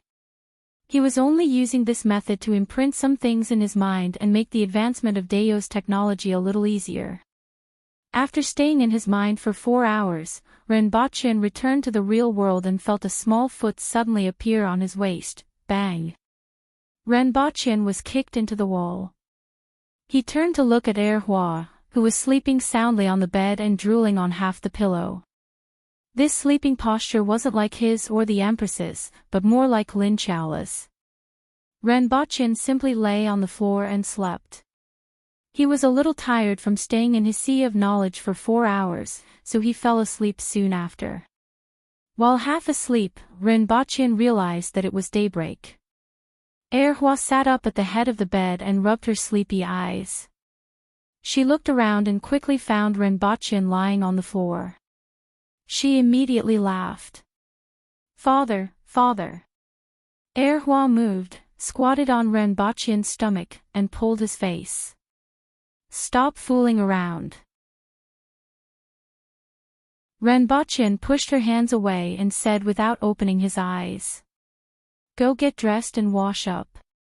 I will check you later." "Oh." Honeysuckle pouted and stepped out of the door.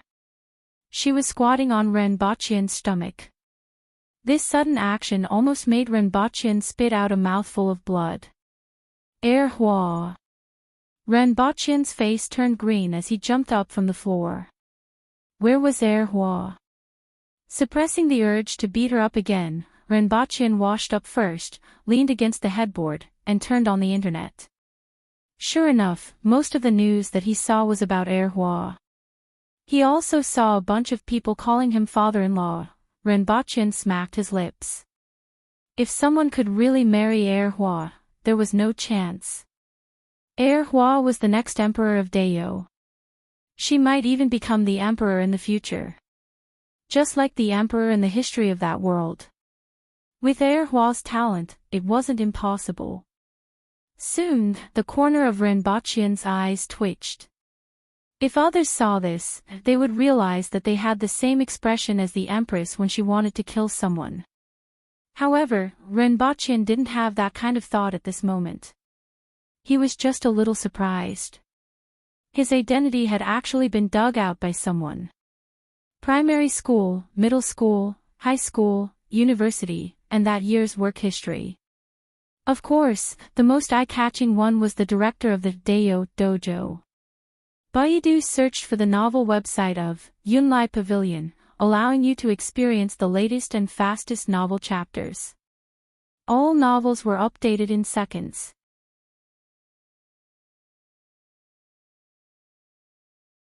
Chapter 1022. Not only did they dig out his identity, but they also pointed out that there were many Earth-class experts in Dayo martial arts school. Although there were hundreds of Earth-class experts in Dayo martial arts school, no more than 10 of them were known to the public.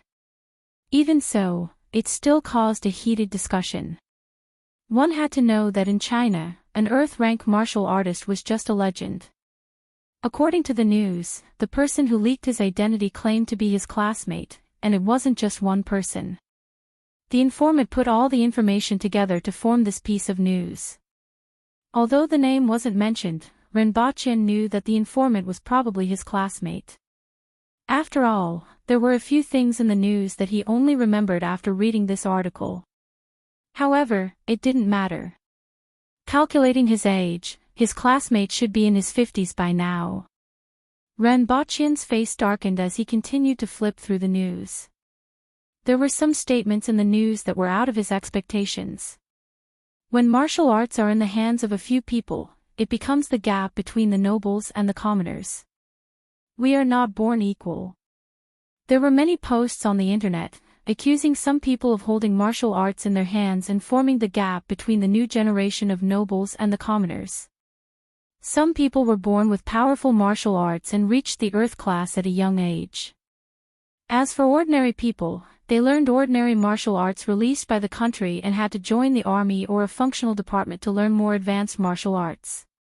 In summary, they were chasing after the shadows of others for their whole life.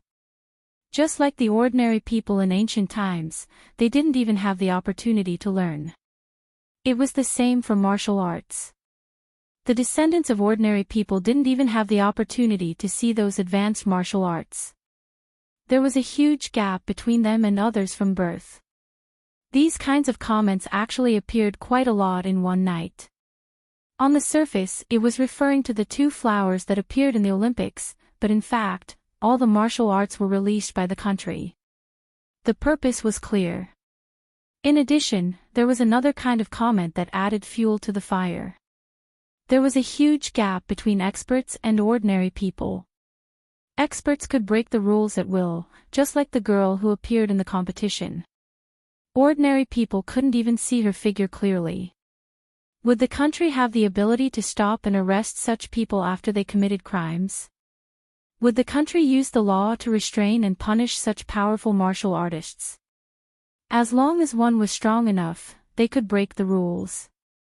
Coupled with the previous statement that some people were born with high-level cultivation techniques, they were completely separated from ordinary people by an invisible wall. Ordinary people would not be able to break this wall even if they used their entire life's effort. Success caused many people to discuss, worry, and unease. This was only in the morning. The situation would probably worsen in the evening. Someone is causing trouble. Renbochin immediately understood what was going on. Renbochin raised his eyebrows and watched the news for an entire hour. He pondered in his heart. Last night, everyone, including Yang Sen, appeared very relaxed. He wondered if they had anticipated such a situation beforehand. No, they definitely knew. This kind of thinking should not have appeared in a day or two. After all, cultivation methods had been spread on Earth for more than 20 years. There should have been people who had thought about this problem a long time ago. It was just that it had been suppressed previously. This time, it was Duo Hua's entrance into the arena that detonated the bomb. If the higher-ups didn't agree, there wouldn't be so many posts on the internet. He didn't know what the higher-ups were thinking. He thought about it for a while and started to scratch his head. As a prince of Deo, his status wasn't lower than those higher-ups. However, in reality, the situation they faced was completely different. That world was even more backward. The people weren't intelligent and had very little access to information. There were very few schemes in Deo. Those rough men couldn't do such technical work. The people of Deo were straightforward. They spoke with their fists or their voices. What Rinpoche did was to guide their technological development and drive the direction of Deo's development. He was used to the situation in Deo. Even though he was in a high position, there was no improvement in this aspect. Therefore, he couldn't guess the intentions of the nation. However, Rinpoche knew one thing. This time, he had unknowingly become a fuse and might have become a gun in the hands of some people. As for the hands behind the gun, on the surface, they seemed to be the people who were causing trouble. They might have long been dissatisfied and wanted the world to be in chaos. It could also be other nations. In reality, the hands that were holding the gun were still the nation. At the thought of this, Rinpoche completely threw this matter aside. In this aspect, even 100 of him couldn't compare to that group of people. He would just sit back and watch the situation develop. Even how the situation developed wasn't important to him.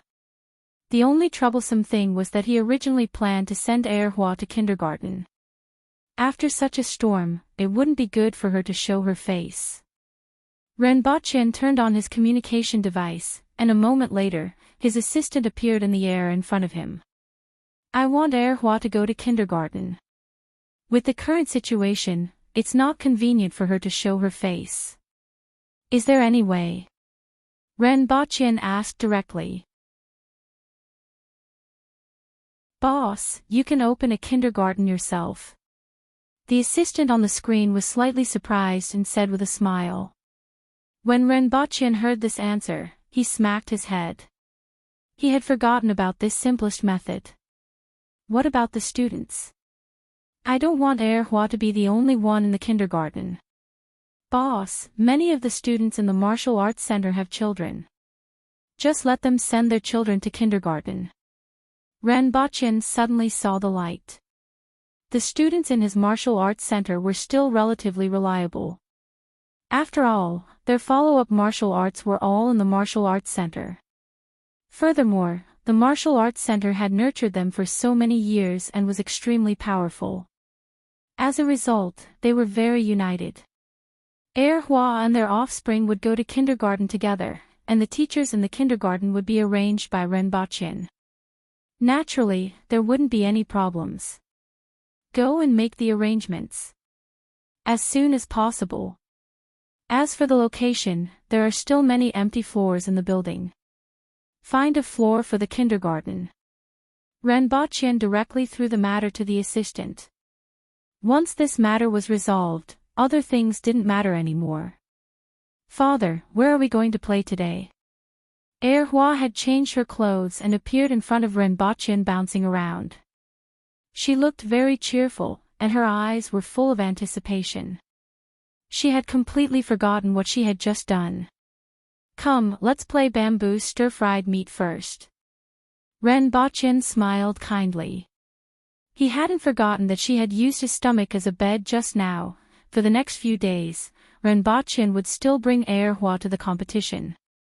However, this time, he had to dress her up a little. He changed her into a blue sportswear. In addition, he had informed some departments to arrange a more secluded location, so the cameras wouldn't capture this place.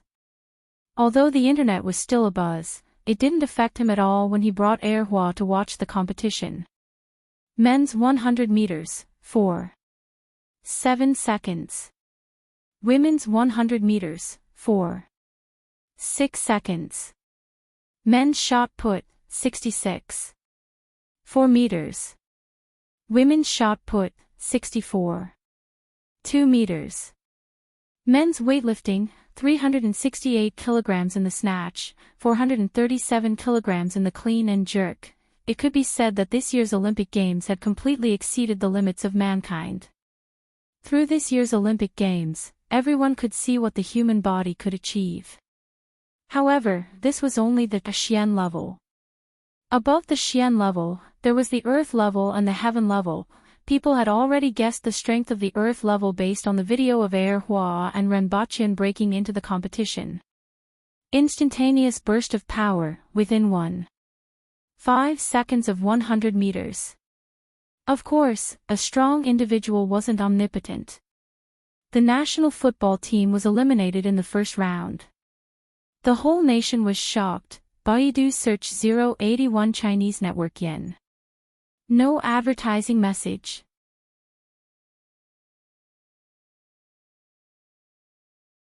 Chapter 1023. Chao Wenji left the martial arts field with sweat all over his body. He returned to his room to take a shower and change his clothes. Then, he turned on the internet. News and pictures appeared one after another. He ignored them and just pulled up a short video from his personal folder. A girl in an ancient costume with a delicate appearance and a little baby fat on her face descended from the sky. She snatched the racket from an athlete's hand and pushed her away with her other hand. Then, with an excited look on her face, she hit the ping-pong ball that bounced off the table. After hitting 3 balls in a row, another strong bald man descended. He carried her and disappeared from the stands in a flash. The whole process took no more than 4 seconds. He had watched this short video hundreds of times. Chao Wenji's eyes were full of unwillingness. He had worked so hard, but she was still stronger than him. The difference was like heaven and earth. She was clearly younger than him. I will definitely be stronger than her. Chao Wenji clenched his fist and said to himself. After watching the video a few more times, Chao Wenji finally closed it. His eyes were filled with indifference and disdain as he swept a few glances at the clamorous discussion about cultivation methods are only in the hands of a few people. A group of incompetent losers who expect others to grant them fairness. Because of this, you will always be at the bottom of society, always looking up to the glory of others. Although he didn't pay much attention, he knew what the ultimate goal of these people was. They wanted the country to take out all the cultivation methods. Ridiculous, childish thinking, the wailing of a defeated dog. There was never equality in this world. In school, some people were short, some people were tall. Some people were ugly, some people were beautiful. Some people were rich, some people were ordinary. They were destined to be unequal from birth. In school, some people were good at studying, some people were bad at studying. Some people were good at language, some people were good at math. This was also unequal. It wasn't the gap brought about by studying. It was the innate gap between individuals. Therefore, the extravagant hope of equality was a laughable thing. Moreover, even if the country really took out the cultivation methods, did they think they would be the ones who benefited? Did they think they could achieve the same results just because they had the same cultivation methods? Ridiculous. The ones who benefited were those countries that had tried everything but couldn't get it. Now, they were eyeing it covetously. Did those wailing people really not understand something that even he could understand? They just didn't want to believe that they were mediocre. They were just desperate for their own situation, but they couldn't afford to pay any price, so they used this childish method to give themselves a little more hope in life, or rather, an excuse. Chao Wenji finished the breakfast full of meat. According to the previous healthcare system, this kind of breakfast was definitely not good for the body. I'm going to school. Chao Wenji put the plate aside and wiped his mouth with a handkerchief. Wenji. The dignified middle-aged man on the other side of the table called out to him. This was his father, Chao Yuzhou, who was also a famous entrepreneur in the country. Someone must have invited you, right? Have you made up your mind? Chao Yuzhou asked indifferently. Before the Olympics, there was a very important event. The National Youth Virtual Fighting Competition. It was carried out through one of New Century's most famous virtual games, Theon. This was a game that could constantly measure the user's personal strength and condition. The virtual fighting competition had been held for more than 15 years and was now one of the most famous competitions in the world. He, on the other hand, was ranked third in the Chinese under-15 tournament.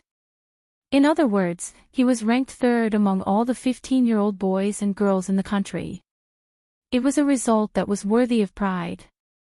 However, Chao Wenji's face turned gloomy when he thought of that match. The top three were all within his expectations. However, he had lost to someone he shouldn't have lost to. That weak and incompetent last-place student since he was young. Chao Wenji felt a burst of anger whenever he thought of that timid face. That guy was so strong, and he lost to him. He couldn't accept it. Despite his gloominess, Chao Wenji didn't forget to answer his father's question. The best is not here yet. After saying that, he turned around and left. The people from the Armed Forces Command aren't here yet. Chao Yuzhou understood. With Wenji's strength, the Armed Forces Command was the most suitable for him. Although the military was not bad, there was still a gap between them and the Armed Forces Command in terms of high-end strength and techniques. When he arrived at school, Chao Wenji ignored the many students who were staring at him. He was already used to this kind of gaze. He came from a wealthy family, had great talent, and was good-looking. It could be said that he was one of the most admired people in this private school. It should be noted that although the students in this private school came from good families, there were still different levels of wealth. Coupled with the last two factors, the gap was even wider. It was just that he was always cold and unapproachable. In contrast, there was another person who was much more approachable. "Hey, the third most powerful student in the world is here." A young man greeted him with a smile. Chao Wenji stopped in his tracks and looked over coldly. "Ren Xia, are you mocking me?" "How can that be? I can't be more envious. This is the third most powerful student in the world. If I had such strength, my father would be satisfied," Ren Xia said with a grin. Another high-profile student in this school was Ren Xia. His father was Ren Wanyan, one of the richest people in the country and in the world. "Get lost." Chao Wenji's face darkened. Ren Xia had always been low-key, but he wasn't much weaker than Ren Xia. However, Ren Xia hated him very much, and he had just dropped to the second most hated person in the list. What she hated the most was that he always did everything skillfully and easily, and that he could get along with anyone. He always made Ren Xia feel that he was a hypocrite. "You are still so irritable. I should call you Exploding Chao instead." Ren Xia laughed nonchalantly. Chao Wenji gritted his teeth and asked, "Do you want to fight now?" "Forget it, I am no match for you." Ren Xia smiled and took a few steps back. Chao Wenji entered the school building with a cold face and met the yes man he hated the most in the corridor. It was Xiang Yang. Upon seeing Ren Xia, Xiang Yang quickly stepped aside. Chao Wenji stopped in front of him, turned his head, and looked at him coldly. "I didn't expect you to hide so well." No. I just..." Xiang Yang's face changed. He wanted to explain, but he was a little hesitant and his words were a little unclear. "Don't make that disgusting look." Chao Wenji looked at him with disgust and walked away coldly. During the morning classes, Chao Wenji was called to the principal's office. "This is Chao Wenji, whom you are looking for." The principal smiled and said to the two sitting on the sofa, "You can talk." Then, he left the room, leaving the three of them in the room. Both of them were in their 30s and looked very capable. When they looked at Chao Wenji, there was undisguised admiration in their eyes. "We watched your match. It was very exciting, which is rare for someone your age. Don't you know how to introduce yourselves?" Chao Wenji said coldly. "Ah, what a hot-tempered little guy." One of them said, "We are from the Armed Forces Command." We want to invite you to join the Armed Forces Command after graduation. This is our intention. The Armed Forces Command has a high school directly under it, which will provide the best education. Of course, there is also the best martial arts. I don't need to say more. Joining the Armed Forces Command is the best for your future. The coldness in Chao Wenji's eyes faded a little. The other party was right. They were the ones he had been waiting for.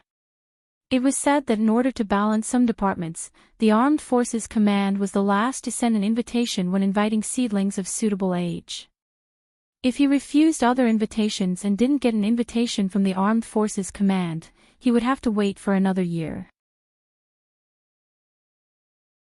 Therefore, apart from those who had absolute confidence like him, many people would choose to accept an invitation first. For example, the military or other functional departments. Your classmate has agreed to our invitation. It is said that you two have known each other since you were young. I think it will be easy for you to blend in when you arrive in Wuji City, the other person said with a smile. Chao Wenji, who had been feeling a little relaxed, suddenly narrowed his eyes. His expression also turned ugly. Xiangyang. Yes. You know each other since kindergarten, right? The person who spoke still didn't understand why his expression was a little off. Then, I refuse. Chao Wenji said coldly and turned to leave. When he turned around, his eyes were full of anger. They actually invited that damn guy first before inviting him. Which guy was more important in their eyes? Baidu search 881 Chinese network yen. No advertising words.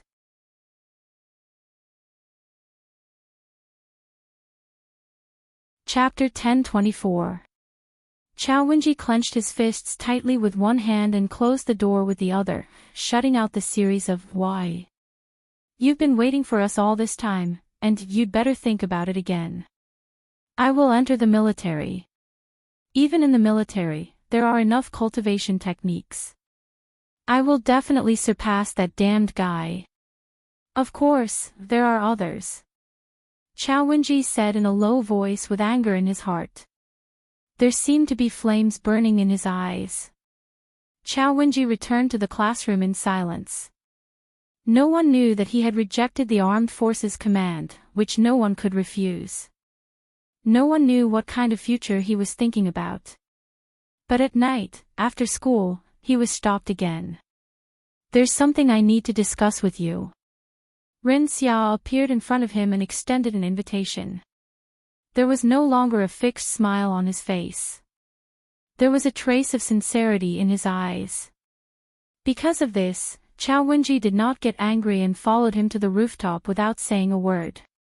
Although Chao Wenji disliked him, the other party was a genius with the same talent as him. After the other party removed that smile and pretentiousness, Chao Wenji also wanted to hear what he had to say. Tell me, what's the matter? Chao Wenji asked when they reached the rooftop. I'm here to invite you on behalf of someone else. Ren Xia said seriously. Who? My uncle. Chao Wenji's eyes were filled with doubt when he suddenly recalled a rumor he had heard recently. He knew that it was not a rumor. Dayo Martial Arts School. Chao Wenji thought of the young girl and the bald man in the video. Not bad. Ren Xia smiled. My uncle praised you and said you're not bad. Then, he said enviously, even my uncle has never praised me like this.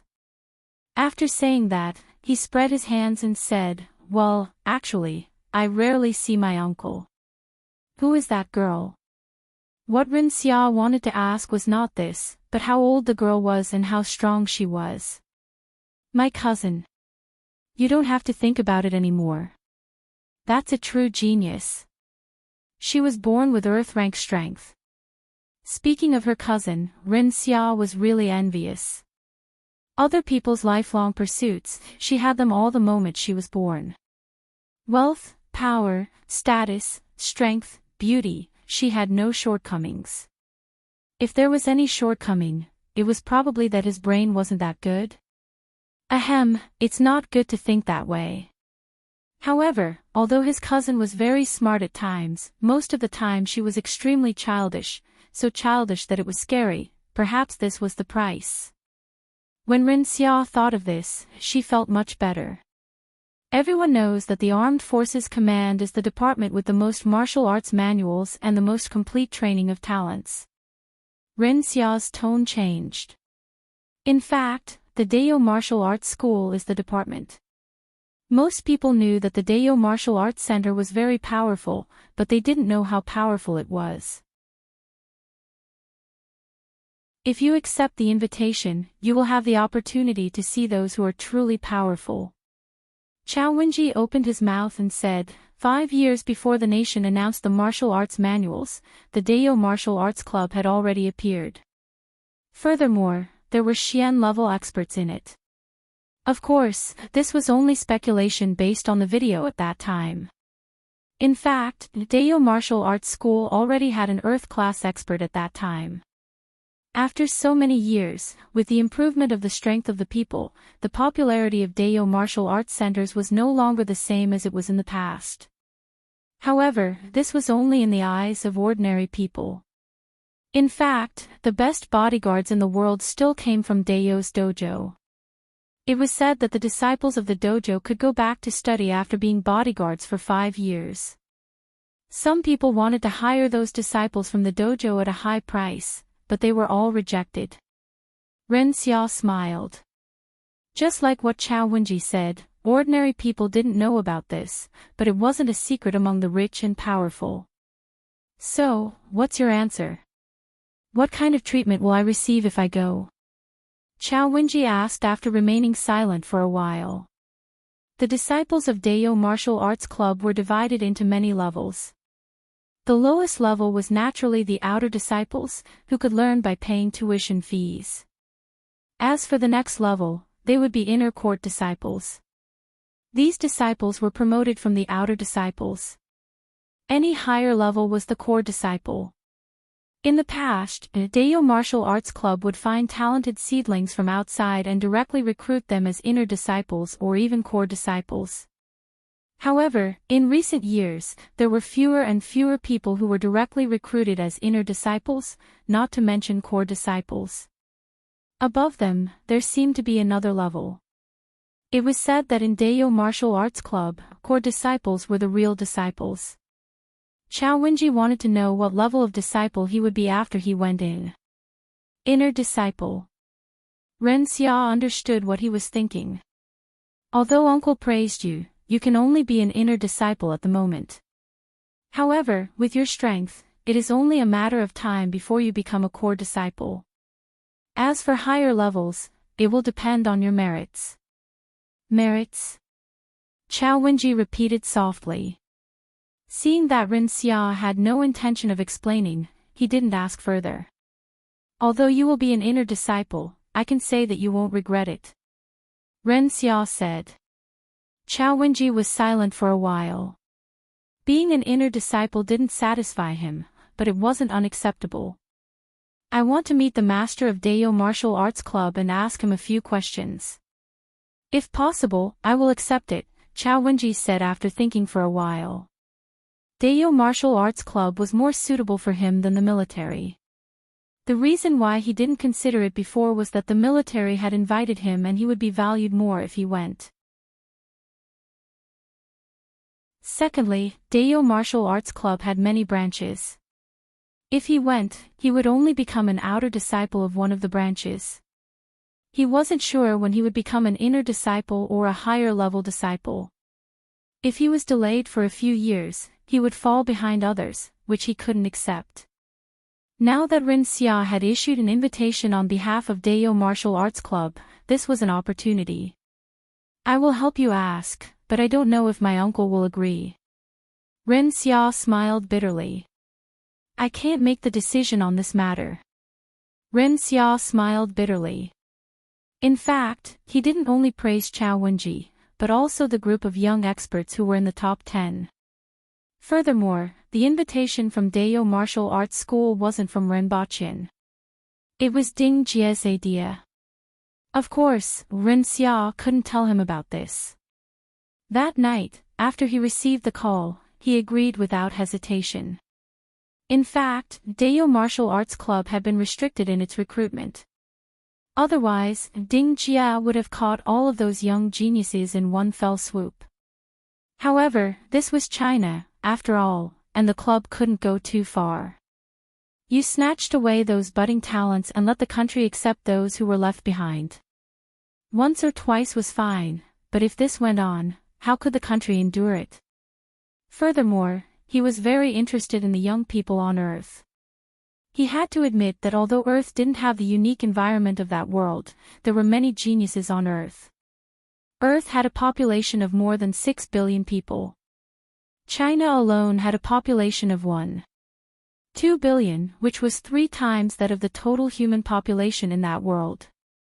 A huge population base, advanced technology, a good life, and a large amount of knowledge that everyone could master allowed Earth to produce a large number of geniuses. For example, he watched videos of competitions when he was bored. Some of the young practitioners who could reach the man-will level at the age of 15 or 16 could even reach the earth-will level in that world. Although he couldn't bring them to that world, they would still become his strength in this world. Therefore, he didn't mind taking some time out to meet this genius that his nephew highly admired. P.S. This is from a friend, Fate chat group. Fate, who doesn't have a living characteristic in this world, has formed a chat group. Everyone in the group is Fate, has nice words, and knows how to contribute selflessly.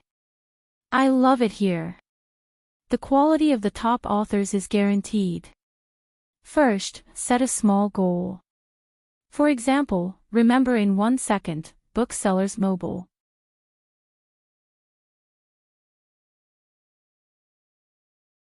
Chapter 1025.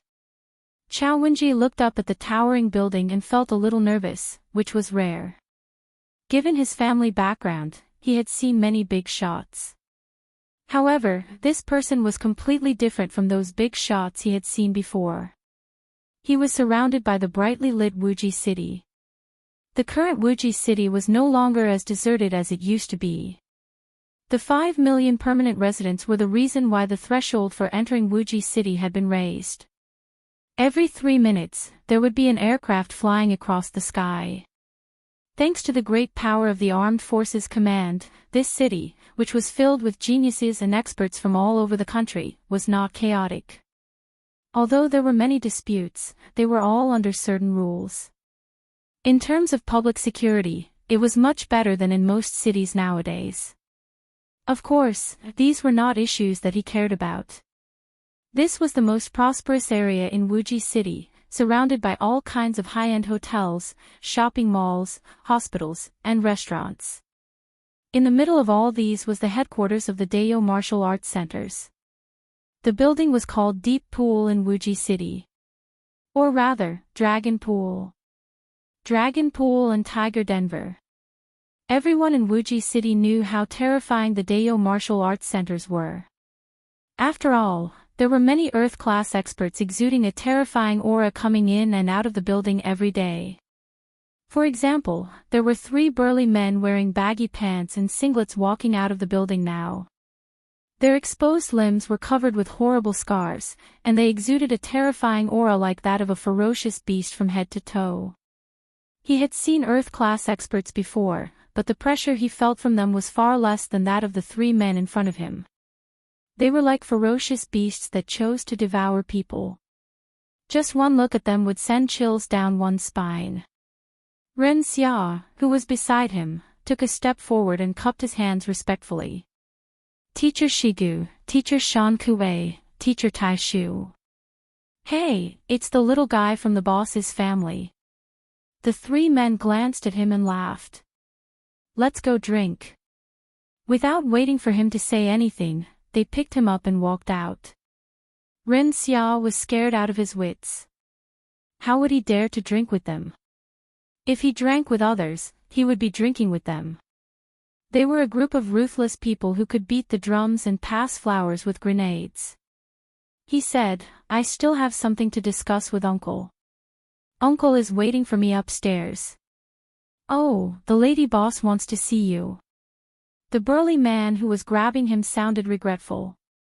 Recently, your father hasn't come to drink with us. Ren Xia cursed in her heart, wasn't it because I drank with you last time and ended up in the hospital? Where did that Ding Jia kid go? Last time, he went to the hospital with his father and stayed for 2 more days. After he was discharged, he ran away in a hurry. I think he went to look for Auntie Ning. I heard that Uncle Ding Jia has been chasing after Auntie Ning for more than 10 years. Ren Xia pondered. When the other party placed him on the ground, he quickly took a few steps back. I'm going to pay my respects to Big Uncle now. Next time, I'll bring gifts to meet the teachers. Go, go. The 3 big men smiled and waved their hands. They put their arms around each other's shoulders and got into a car that had been waiting for a long time by the roadside. Only then did Ren Xia heave a sigh of relief. He wiped the sweat off his forehead and looked like he had just survived a disaster. Are you afraid of them? Ren Xia said calmly. In his heart, he felt that this was normal. Even if such a terrifying person stood in front of them, they would feel pressured. I'm not afraid, I'm afraid of drinking with them. Ren Xia corrected. You'll know when there's a chance in the future. After thinking about it, he still warned this classmate. Although Big Uncle has already strictly ordered them not to drink with students, there's always a chance. I mean, if they ask you to drink with them, don't go. Chao Wenji turned his head to look at Ren Xia's especially serious face. Although he did not understand, he accepted his good intentions. I understand. Remember. All right, let's go up. Who are they? Nominally, they're the instructors of the dojo, but they really don't have any talent in teaching. Of course, their strength is unquestionable. It can be said that they're terrifying. Even if they're all earth-rank martial artists, they can fight 1 against 2, or even 3. Then the lady boss is. Chao Wenji felt a little strange. From what they said, it seemed that they were referring to Ren Xia's uncle. Just as you guessed, it's my uncle. Ren Xia smiled. Although he himself did not understand the situation of his uncle's family, it was really a very funny thing for such a fierce uncle to be called the lady boss. In his heart, his uncle was very mysterious.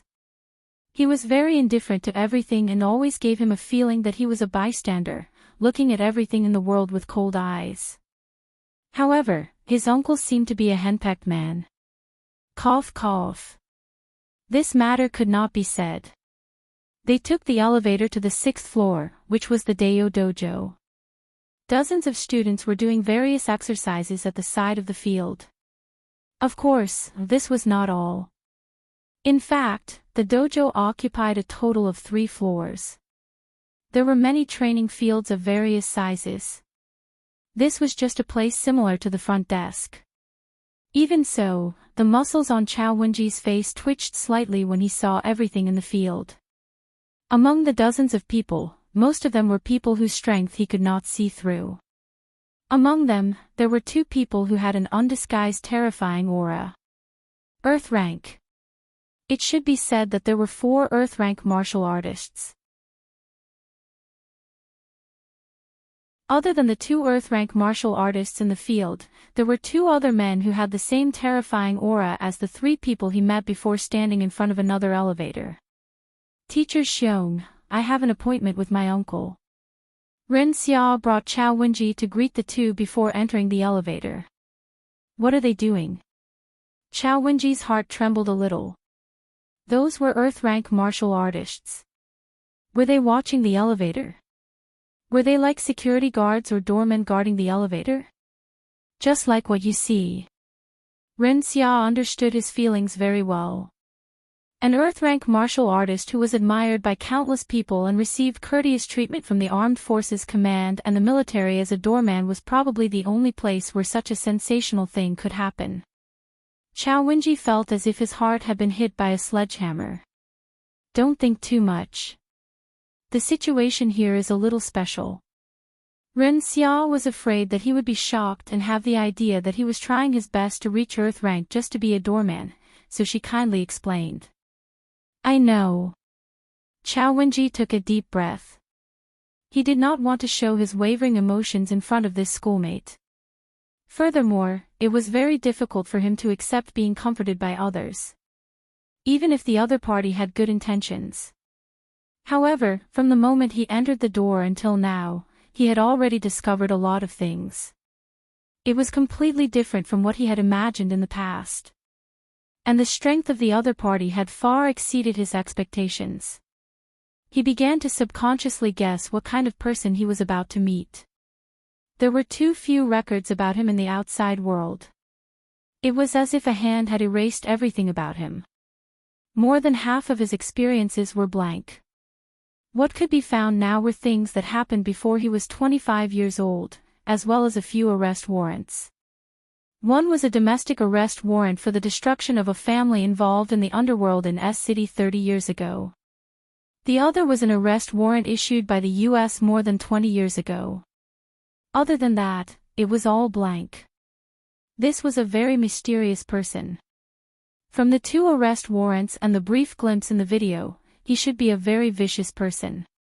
The elevator went straight to the top floor. After the elevator door opened, there was a huge living room. 2 people were sitting on the sofa talking. From their angle, they could see a man in a bathrobe, bald, and without eyebrows. He looked to be around 30 years old, but according to the information, he should be 56 years old. His figure was very strong, similar to the few people they had seen earlier. However, he gave off a different feeling. He didn't feel like he was facing a ferocious beast. Instead, he had the imposing manner of a superior. In addition to these 2 people, there was a young girl walking on the back of the sofa with her arms spread out as if she was walking on a tightrope. When he saw her, Chao Wenji's pupils shrank. It was the young girl in the video. Before he came, he heard from Ren Xia that she was 9 years old. However, it didn't matter how old she was since she was born with the strength of an Earth-level expert. Uncle. Yu Qing. Ren Xia greeted first, took a few steps forward, and smiled. Aunt Ning is actually here. Ren Xia also saw the side profile of the person who turned around. She was one of the most famous actresses in the country, Ning Kaichin. She had excellent looks, outstanding acting skills, a deep background, and no scandals. Why was she here? According to Ren Xia, she seemed to be very familiar with him. He looked at the 2 of them and smiled. You are here. Have a seat. First, set a small goal. For example, remember in 1 second, Booksellers Mobile.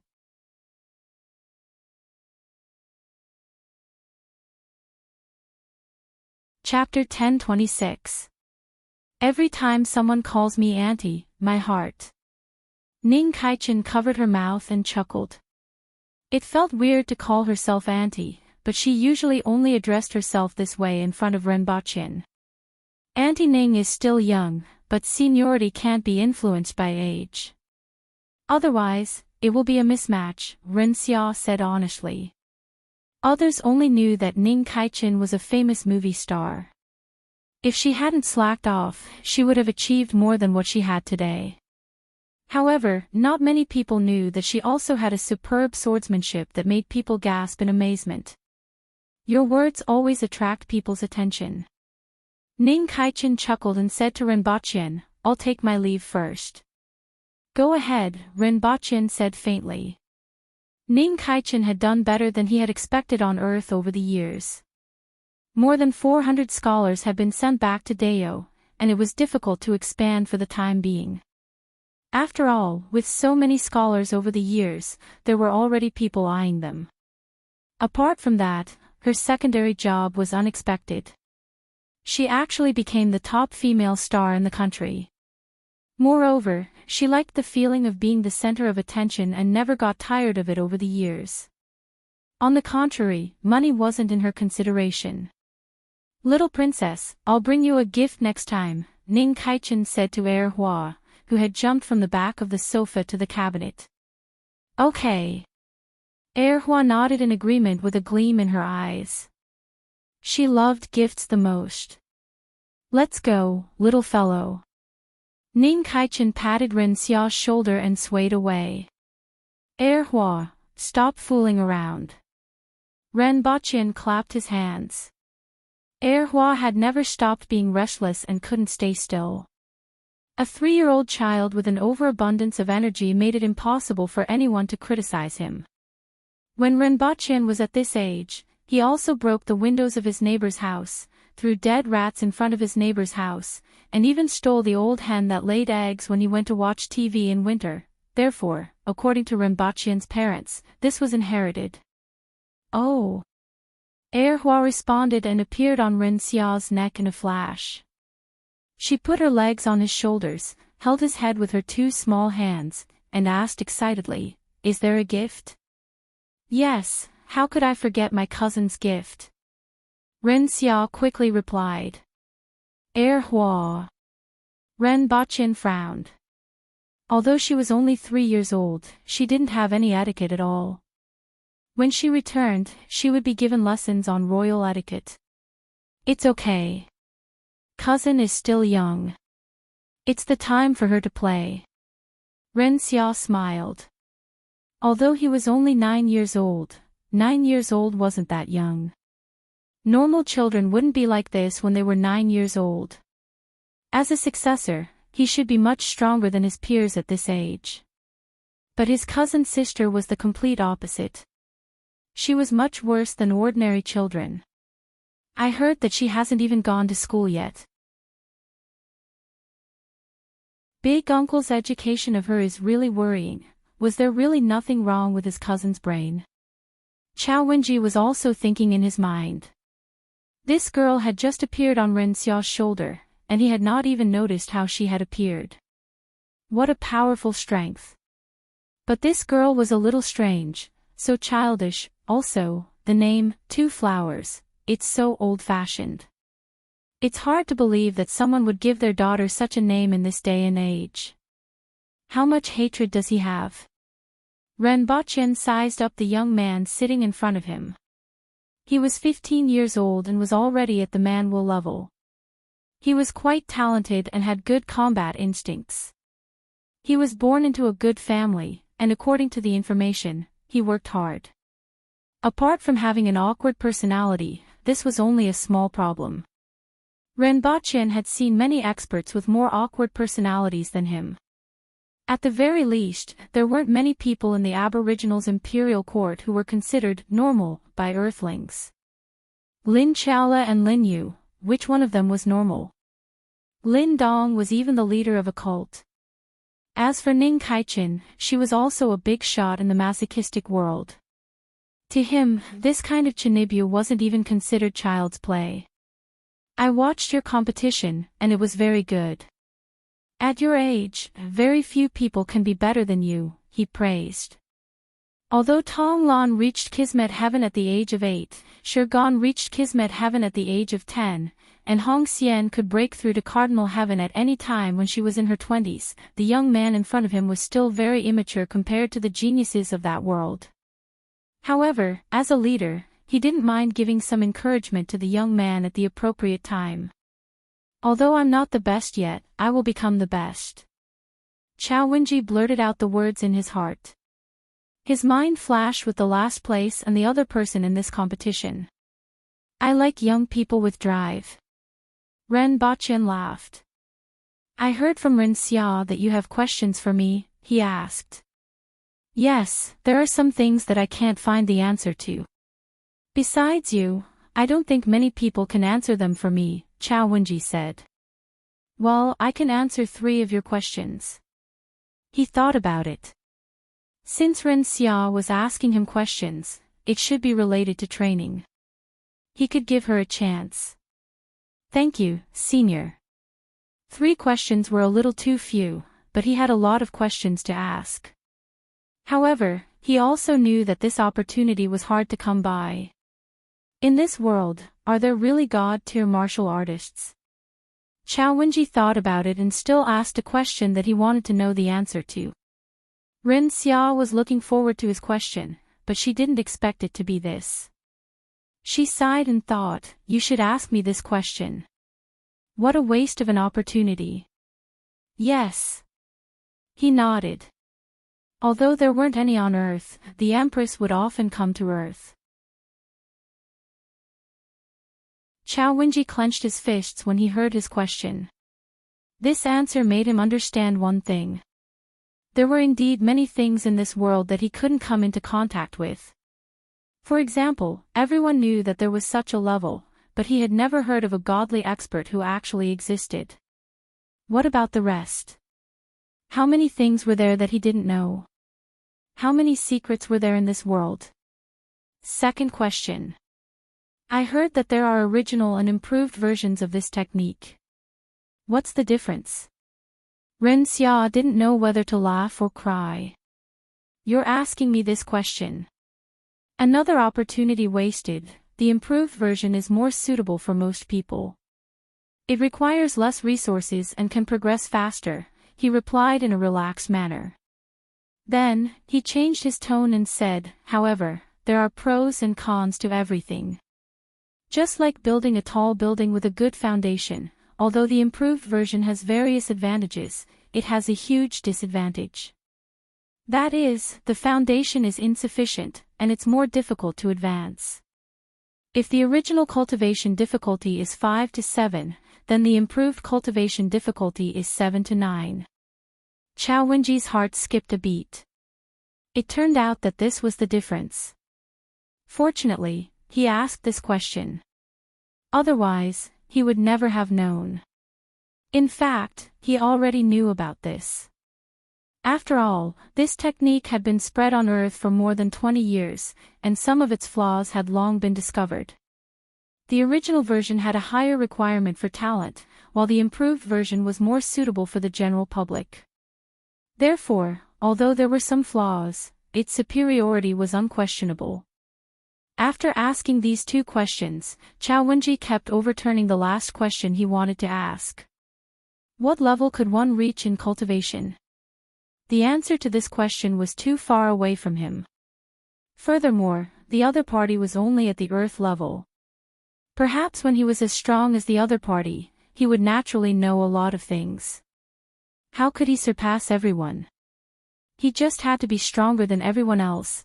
How could he cultivate faster? There were no shortcuts to cultivation, and he could only work harder. Questions appeared in his mind, but he overturned them one by one. Finally, a thought that had been hidden deep in his heart floated to the surface. He had never told anyone about this, but he really wanted to explore the secret behind it and didn't know if the other party would know anything. If the other party knew, based on what he had seen, the other party wouldn't harm him, right? Where did these cultivation methods come from? Asked Chao Wenji slowly. Ren Baqin glanced at him and replied, I can answer this question, but do you really want to know? This is your last question. Chao Wenji hesitated for a moment before he gritted his teeth and said, ever since I broke through to the black level, I always have a dream. I'm in the middle of a battlefield, surrounded by humans, and facing enemies that have 8 arms or are half human and half snake creatures. There are also people with lightning wrapped around their bodies, flames burning in the sky, and ravines left by battles on the ground. Although it's a dream, it's very real. Whether it's the pain or the blood splattering on my face, it's as if I'm experiencing it personally. Chao Wenji stared at his expression as he spoke. That dream always made him suspect that it was his previous life. Although it was too ridiculous to talk about his previous life in this scientific world, that dream was too real. But that dream was too real, and the emotions in the dream had always been entangled with him. Ever since he had this dream, he was often troubled by the emotions in the dream, such as sadness, anger, pity, and unwillingness. Therefore, he wanted to know the answer. Moreover, in the dream, humans were fighting against foreign races. Therefore, he wanted to bet on whether the person in front of him knew anything. If Rinpoche knew something, as a fellow human, he shouldn't hurt him. Not only could he get the answer that had been bothering him for a long time, but there might also be other benefits. After listening to his narration, Rinpoche stared at him intently, and a storm was set off in his heart. The war between humans and foreign races. Chao Wenji looked at Rinpoche's expression and was shocked. Rinpoche actually knew about it. His dream wasn't entirely a dream. Ren Xia initially felt that it was strange that Chao Wenji actually brought up his dream and asked him about it. He really didn't seem like such an irrational person. However, Ren Xia's heart trembled when he saw their expressions. Rinpoche leaned against the sofa and changed his posture while still staring at Chao Wenji. Ren Xia, take her Hua to one side to play for a while. I think she can't sit still anymore. Ren Xia felt regretful. He wanted to continue listening, but since his uncle had spoken, he had no choice but to take her Hua to one side to play. It seemed like there was a huge secret behind this. Not only did he understand, but Chao Wenji also understood. After Ren Xia left, Rinpoche spoke again. Tell me everything about your dream. Recommending a book by an excellent author, The Almighty Richest Man Reborn. Rebirth meant that all the cards in one's hand were trump cards. After rebirth, Wei Mingrang not only wanted to let his family live a good life, but he also wanted to change the fate of countless people. First, he set a small goal, such as Bookseller's Mobile Edition.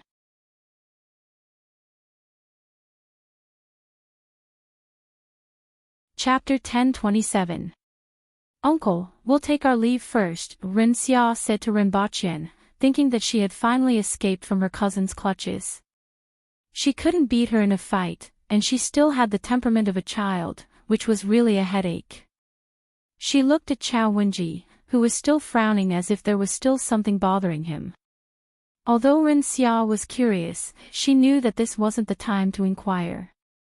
After the two of them left, Rinpoche closed his eyes and calmed his fluctuating emotions. The eight-armed race with 8 arms, the serpent race that was half human and half snake, the thunder barbarian race that was surrounded by lightning. It was indeed that world. According to his description, the sky full of flames should be the scene that Rinpoche had seen. Although he didn't see everything, he later learned from the Empress and the others that he didn't see. He didn't expect that there were people on Earth who had memories of that world. Was this reincarnation? It was really unexpected. There was actually such a thing as reincarnation. Furthermore, people could actually be reincarnated on Earth. Rinpoche didn't know some of the things that she didn't say. Otherwise, he would have been more certain about this matter and would have gotten more information. Earth and that world are really strange. Rinpoche muttered to himself. He was born on Earth, but he was able to transmigrate to that world. There was another him in that world, even though his family background, and experiences were completely different. That world had the same language as Earth and some similar cultures. The people of that world reincarnated on Earth. There were also dragons and Kirins, as well as Yinglong, who had turned into ashes. These two worlds seemed to have some kind of connection. There was also Hua. Rinpoche and the Empress's offspring were actually born at Kismet Heaven, which had never happened before. The Empress wasn't the only one who gave birth to children at Kismet Heaven. He didn't know if there was any connection between the two worlds. There were really a lot of unsolved mysteries. The connection between the two worlds had reached a point where he couldn't ignore it. It seemed like he had to pay more attention to whether there were people like Chao Wenji on Earth. He also had to go back and check on Chao Wenji's martial arts to find out the origin and inheritance of that martial arts. Perhaps he could find out something.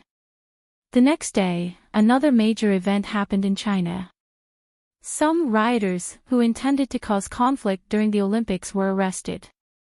It was said that some people had an inexplicable hatred for the country and were controlled by some countries after gaining power. However, Rinpoche's heart didn't even ripple when he heard this.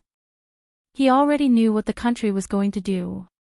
This group of rioters was only a small part of it. But his mind was not on this at the moment. He brought Little Flower back to Deo. Mother Empress. When Erhua saw the Empress, he ran into her arms. It had been 7 days since she last saw the Queen Mother, and she missed it dearly. Acting like a mother, the Empress picked Renbochin up and put her aside. The screen is blocked. Looking at the TV series in the air, he asked faintly, "How was it? Did you get into trouble?" Honeysuckle looked aggrieved. "Queen Mother, did you say that I would only get beaten if I did something wrong?" The Empress finally turned her head to look at her. Then, she looked at Renbochin and asked, "What happened?" "I obviously didn't do anything wrong, but my father beat me up." Erhua grabbed the Empress's arm and complained. "That's the Olympics." Renbochin spread his hands. She ran into the Olympic Stadium and knocked away the athletes, interrupting the competition. "It's just a boring sports competition." The Empress didn't think much of it. "It's indeed boring for you, but it's an important competition for the people of Earth. Also, Erhua is too reckless." Renbochin didn't need her to understand and just reiterated. "She needs to start royal etiquette lessons. She's only 3 years old." The Empress was the main culprit for indulging Erhua. She always felt that she was too young. Even though she was the one who beat her up the most. She can already learn some things at the age of 3. You and I both know that her intelligence level is far beyond that of a 3-year-old. It's just that she's been exposed to too little and has learned too little. Furthermore, she's the future Empress of Deo and even the human race when they return to that world. There are many things that she needs to bear. Renbochin and the Empress began to discuss Erhua's education beyond physical movements. This premise was very important. Harmony, love, democracy, freedom, and avoidance of domestic violence. In the end, neither of them convinced the other. Erhua, who was at a loss as she watched the two arguing, knew that her good days had come to an end. Royal etiquette and culture lessons had to be carried out. Also, the practice of controlling her strength had to be strengthened. As for the matter regarding Chao Wenji, he didn't mention it as it was useless to talk about it at the moment. He would talk about it when there were more discoveries in the future. The next day, Renbochin arranged for someone to look up information on Chao Wenji's martial arts. Mountain-splitting force, and strange black scroll, were martial arts that he obtained after destroying a few sects in Tianjing Basin. The names weren't outstanding, but the martial arts of that period had this style of naming. Even if it had a simple name like Liu Hequan, Renbochin wouldn't find it strange that one punch could cause the earth to crack. Rumor had it that one of the 5 human emperors had a movement technique called left and right horizontal jumping technique. It was considered one of the strongest movement techniques in the world. After making arrangements, Renbochin continued to devote himself to the 4 modernizations of Deo. After all, this puzzle couldn't be solved in a day. The construction couldn't be stopped for even a day. "Princess, please sit still.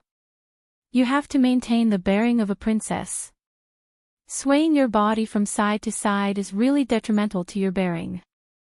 At night, Erhua sat in a hall surrounded by 4 female officials who were in their 30s or 40s. They were all glaring at her like tigers watching their prey. Erhua looked at the crowd. At first, she thought it was a fun game, but after a few minutes, she felt as if there were ants crawling on her body and subconsciously twisted her body. "Princess, if you continue to do this, we can only give you a warning punishment," one of them said. Not too far away from them was Axianjie, who was sitting ramrod straight. She was reciting the contents of the palace's etiquette while mumbling something. Zhu Hua, who was also sitting at the side, couldn't help but say, "She's still so young. Are you all humane? You too. Don't speak, sit upright, and have a calm demeanor." The female official hit her with the wooden board in her hand. The wooden board was 2 feet long and half an inch wide. On one side, there was the word warning, and on the other side, there was the word warning. The wooden board wasn't big, but it was made of a type of heartwood. It weighed 5 kilograms, had an uneven surface, and was wrapped in a layer of strange metal. It was rather painful when hit on the body. Even an Earth-level expert would get a patch of red when hit on the body with the word warning. And when hit on the body with the word warning, it was several times more painful than the other side. "I'll hit you," Zhu Hua threatened. "This is an etiquette lesson arranged by Her Highness. If you dare to make noise again, I'll hit the soles of your feet next time."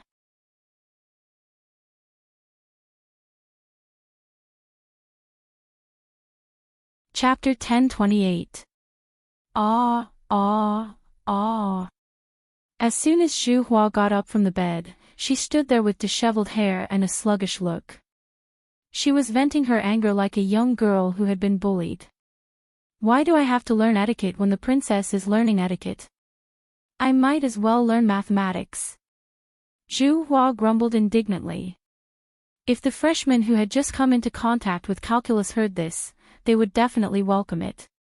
"Come, let's throw ourselves into the world of mathematics and reach the pinnacle of life together." "I'm not doing it. I might as well fight in the arena."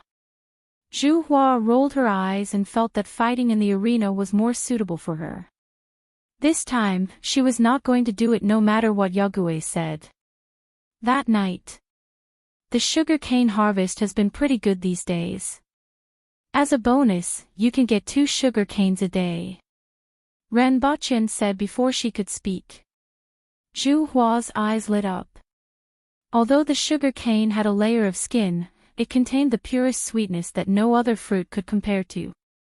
There was also a lot of water, and the most important thing was that it could fill one's stomach. Just thinking about it made her salivate. "Thank you, Your Highness. However, head attendant Xiong has told me many times that you don't listen to her instructions and don't follow etiquette. You have been in the academy for so many years, but your studies have always been at the bottom. Now that you have come to the palace to learn some etiquette, you can't control your temper. You don't want to stay in the academy for so many years and learn nothing besides learning how to read, right?" Ren Baqin said. In Deo, Xiong, Shi, Tai, and Tong were all common surnames. Among them, Ren Baqin was most curious about the surname Tong. After all, pandas and polar bears weren't strong and were only slightly stronger than biting rabbits like baby asps. The ancients wouldn't use such weak creatures as their surnames or the names of their villages. After all, in the early days, surnames were usually based on the location of the village, the special minerals, and the beasts that were totem beasts. He reckoned that there were powerful beasts called bears in the outside world. Got it. Zhu Hua felt a headache when she heard Ren Baqin's lecture. Go, I will get someone to send the sugar cane to you and Hua in a while. Ren Baqin waved his hand. I will take my leave then.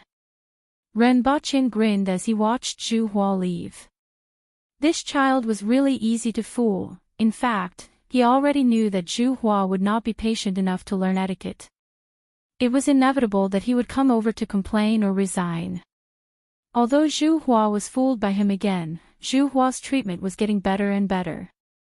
Now, he got pastries, sugar, and sugar cane every month. When he returned to the palace, he saw that the Empress was sitting there and seemed to be in a good mood. Is there something good today? Ren Baqin laughed. You can say so. Hong Xian, that lass, has finally broken through. The Water Empress said with a smile. After all, because of Hong Wu, the Empress had been paying close attention to the Hong residents. Now that Hong Xian had broken through, she also felt happy. It is indeed a good thing. Has your Majesty thought of a position for her? Ren Baqin laughed. He had long since forgotten about the little conflict he had with Hong Xian. Furthermore, Hong Xian had reached the cardinal heaven level at the age of 29. She had great potential and might even reach Hong Wu's level in the future. If he could leave the 60,000 mountains, his achievements would be even greater. Great General means the Protectorate of the South, the Empress said. Oh. The General-in-Chief who supports the nation has spoken. I didn't expect it to be the Protectorate of the South. It won't be peaceful there. Not to mention the foreign races that are still being searched for, there are other dangers in the 60,000 mountains. Hong Xian's father is also under Shiwanya, right? The dangers are great, but there are also many opportunities. As long as the location of all the foreign races is confirmed and all of them are wiped out, the Protectorate of the South will be the outpost for the outside world. Ren Baqian nodded. Even if she wasn't among the first batch of people to go to the outside world, the Protectorate of the South would still be stationed near the outside world in the 60,000 mountains. It would definitely be better to train there than here. Although it was dangerous now, it was child's play compared to the war that would happen in the future. It was also an opportunity to hone her skills. Hong Wu had put in a lot of effort. At her age, she should have gotten married long ago, right? Previously, she was focused on cultivation. Now that she has reached the cardinal heaven level and has reached a certain level, Your Majesty can appoint a marriage partner for her. Ren Baqian had never given up on increasing the Aboriginal population. This was especially true for such a talented young expert. He should get married earlier and have more offspring. Ren Baqian was already considering the Aboriginals' 3-child subsidy policy to promote the increase in the population.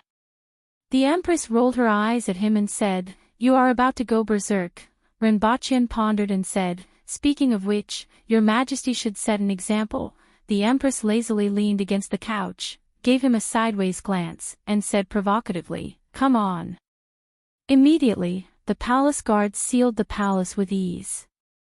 Before the two of them came out, no one could go in. The Empress didn't attend morning court for many days, and everyone in the imperial court was used to it. As a result, there was a small interlude. After finding out that the palace was sealed, Hua rolled her eyes, knocked out her caretaker, Zhu Hua, with a brick, and sneaked out. It was still the same restaurant as last time. Unfortunately, others knew her identity this time. They received her warmly and sent someone to inform the palace guards. Xianzhe personally came to take Hua back, and she was greeted by Zhu Hua's resentful gaze. She was actually knocked out by a 3-year-old with a brick. Zhu Hua felt like dying. As for why a 3-year-old would use a brick to suffocate someone from behind, Zhu Hua could only sigh and say, "What a sin." This was what Xianzhe told her. Back then, she had suffocated a few people with stones in the village. Ren Baqian got people to keep an eye on Chao Wenji while he was busy with various things in Dayo. Chao Wenji was accepted as an inner disciple. He could only become a core disciple after reaching the later stages of the Man-Will level. At present, Dayo Martial Arts Center had trained dozens of Earth Will experts, which was twice as many as the Armed Forces Command and the military combined. On one hand, it was because Dayo Martial Arts Center recruited many talented young people in the early stages. On the other hand, it was related to the martial arts manuals. As mentioned before, these original martial arts manuals had a much smaller target audience than the modified versions, and they also had a higher requirement for talent. However, the inner disciples in the Martial Arts Center were all talented young people, so there was naturally no need to worry about this. Shaojiang Academy. Ning Chongqing looked at the 20 young scholars in front of him. Among them, 17 were men and only 3 were women. Shaojiang Academy was considered open-minded, and there weren't many women in it. For example, Wangjing Academy didn't accept female disciples at all. In the Aboriginals, due to the strength of women, women were truly equal. Many of the court officials were women, especially in the Ministry of Revenue, where there were more women than men. However, in the Yun Nation, men were still the majority. Compared to the academy, women who were talented were more valued in the sections. This time, when you go to Black Bamboo Academy, you will be representing the academy and your own future. I won't say anything unnecessary. Whether it's for the academy or for yourselves, do your best. He didn't say what they would do their best, but everyone was clear about it. Understood. Don't worry, Dean. Well, remember not to talk nonsense when you get there. Although I know that all of you know what to do, I still have to remind you. No matter when, no matter what others say or do, remember your own identity, Enchanting exhorted everyone. Yes. Go back and pack your bags. We will set off tomorrow. Set a small goal first, such as 1 second.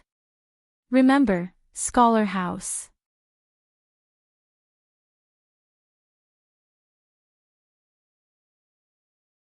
Chapter 1029.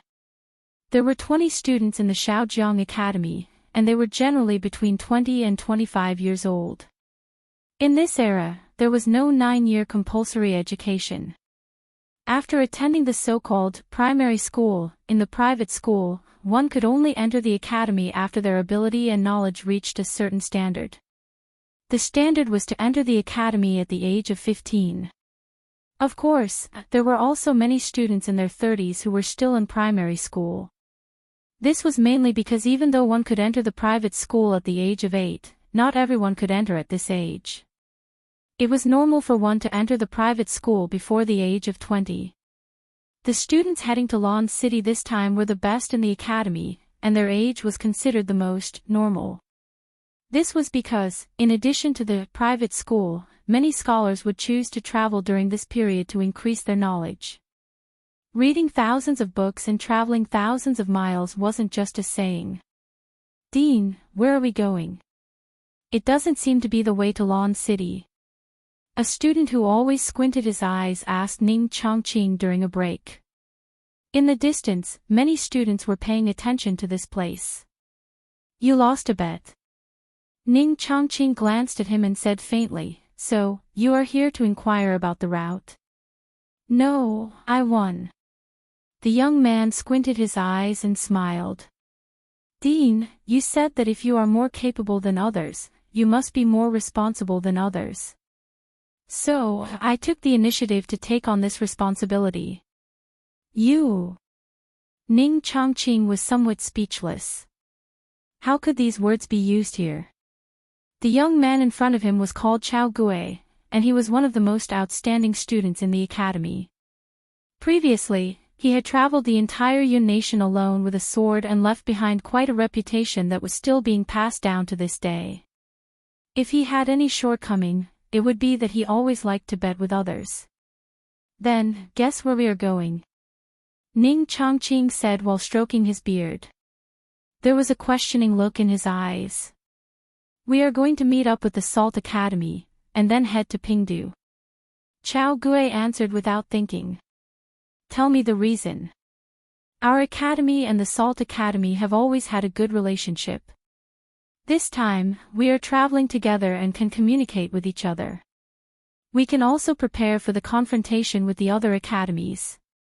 This should be the case, regardless of the relationship between our two academies or the position of our academies. However, if we want to meet up and head to Lawn City, we should meet up in Yujiang City. Our current route isn't to Yujiang City. Looking at the current route, we are going to Salt City, which was not far from the Salt Academy. Will they be waiting for us there?" Since they were going to rendezvous in Salt City, they definitely wouldn't follow the normal route to Lawn City. In that case, he could only head to Pingdu, where a large number of tractors and trucks could reach Lawn City directly. However, Yujiang City was located on the route from Pingdu to Lawn City, so it would save them a lot of time. "There must be another reason why we are going to Pingdu," Chao Gui said with a smile. "Continue." Enchanting listened to his analysis. Although he was somewhat gratified in his heart, for it was a happy thing to have such a student in the academy. However, that hobby of his would cause him to suffer a great loss sooner or later. I can easily come up with many reasons to go to Ping City. The first was to meet up with the other academies and head to Lawn City together. However, the dean hadn't mentioned it until now, so this was probably not the reason. Besides, Lawn City wouldn't want us to have a heated exchange in Pingdu. The most exciting part should be left in front of everyone. The second reason is to head to the Protectorate office, where someone will escort us to Lawn City. As far as I know, the road from Pingdu to Lawn City is very safe. The security in Lawn City is also much better than before, so it shouldn't be so troublesome. The third reason is that the dean is afraid that students like us have unrealistic thoughts, so he will bring us to Pingdu first to see how the people of Pingdu live and work in peace under the Protectorate office's rule. This will prevent us from causing trouble for the academy after we reach Lawn City. The fourth reason. Ning Chongqing listened to Chao Gui's eloquent analysis without changing his expression. Chao Gui didn't know whether he had guessed correctly or not. I've already stated the 6 most probable possibilities, so can the dean dispel our doubts? Chao Gui paused after stating 6 possibilities in a row and changed the subject. Which one do you think it is? Ning Chongqing continued to test him. I don't think it's any of them. Ning Chongqing was slightly stunned. Since it wasn't any of them, why did he come up with 6 possibilities? My intuition tells me that it's none of them. Chao Gui knocked on his head. As a person who likes to bet, my intuition has always been very sharp. You will know when we get there. You can continue guessing along the way. Ning Chongqing suddenly smiled at him childishly. Thank you, Dean. Chao Gui cupped his fists at Ning Chongqing. Ning Chongqing was slightly stunned. Chao Gui gave up so easily. I bet with them, and the dean won't tell me. Chao Gui laughed heartily and turned to wave at the people behind him. Boo! Everyone booed. You brat. Ning Chongqing didn't know whether to laugh or cry. He had actually become Chao Gui's gambling tool. However, I am really curious about the reason behind it. Let's wait and see. Chao Gui bowed at Ning Chongqing before swaggering off. One day later, everyone from the Shaojiang Academy met up with the Salt Academy. Dean Yen Shu, long time no see. Ning Chongqing greeted the dean of the Shaojiang Academy. The students from the 2 academies also greeted each other.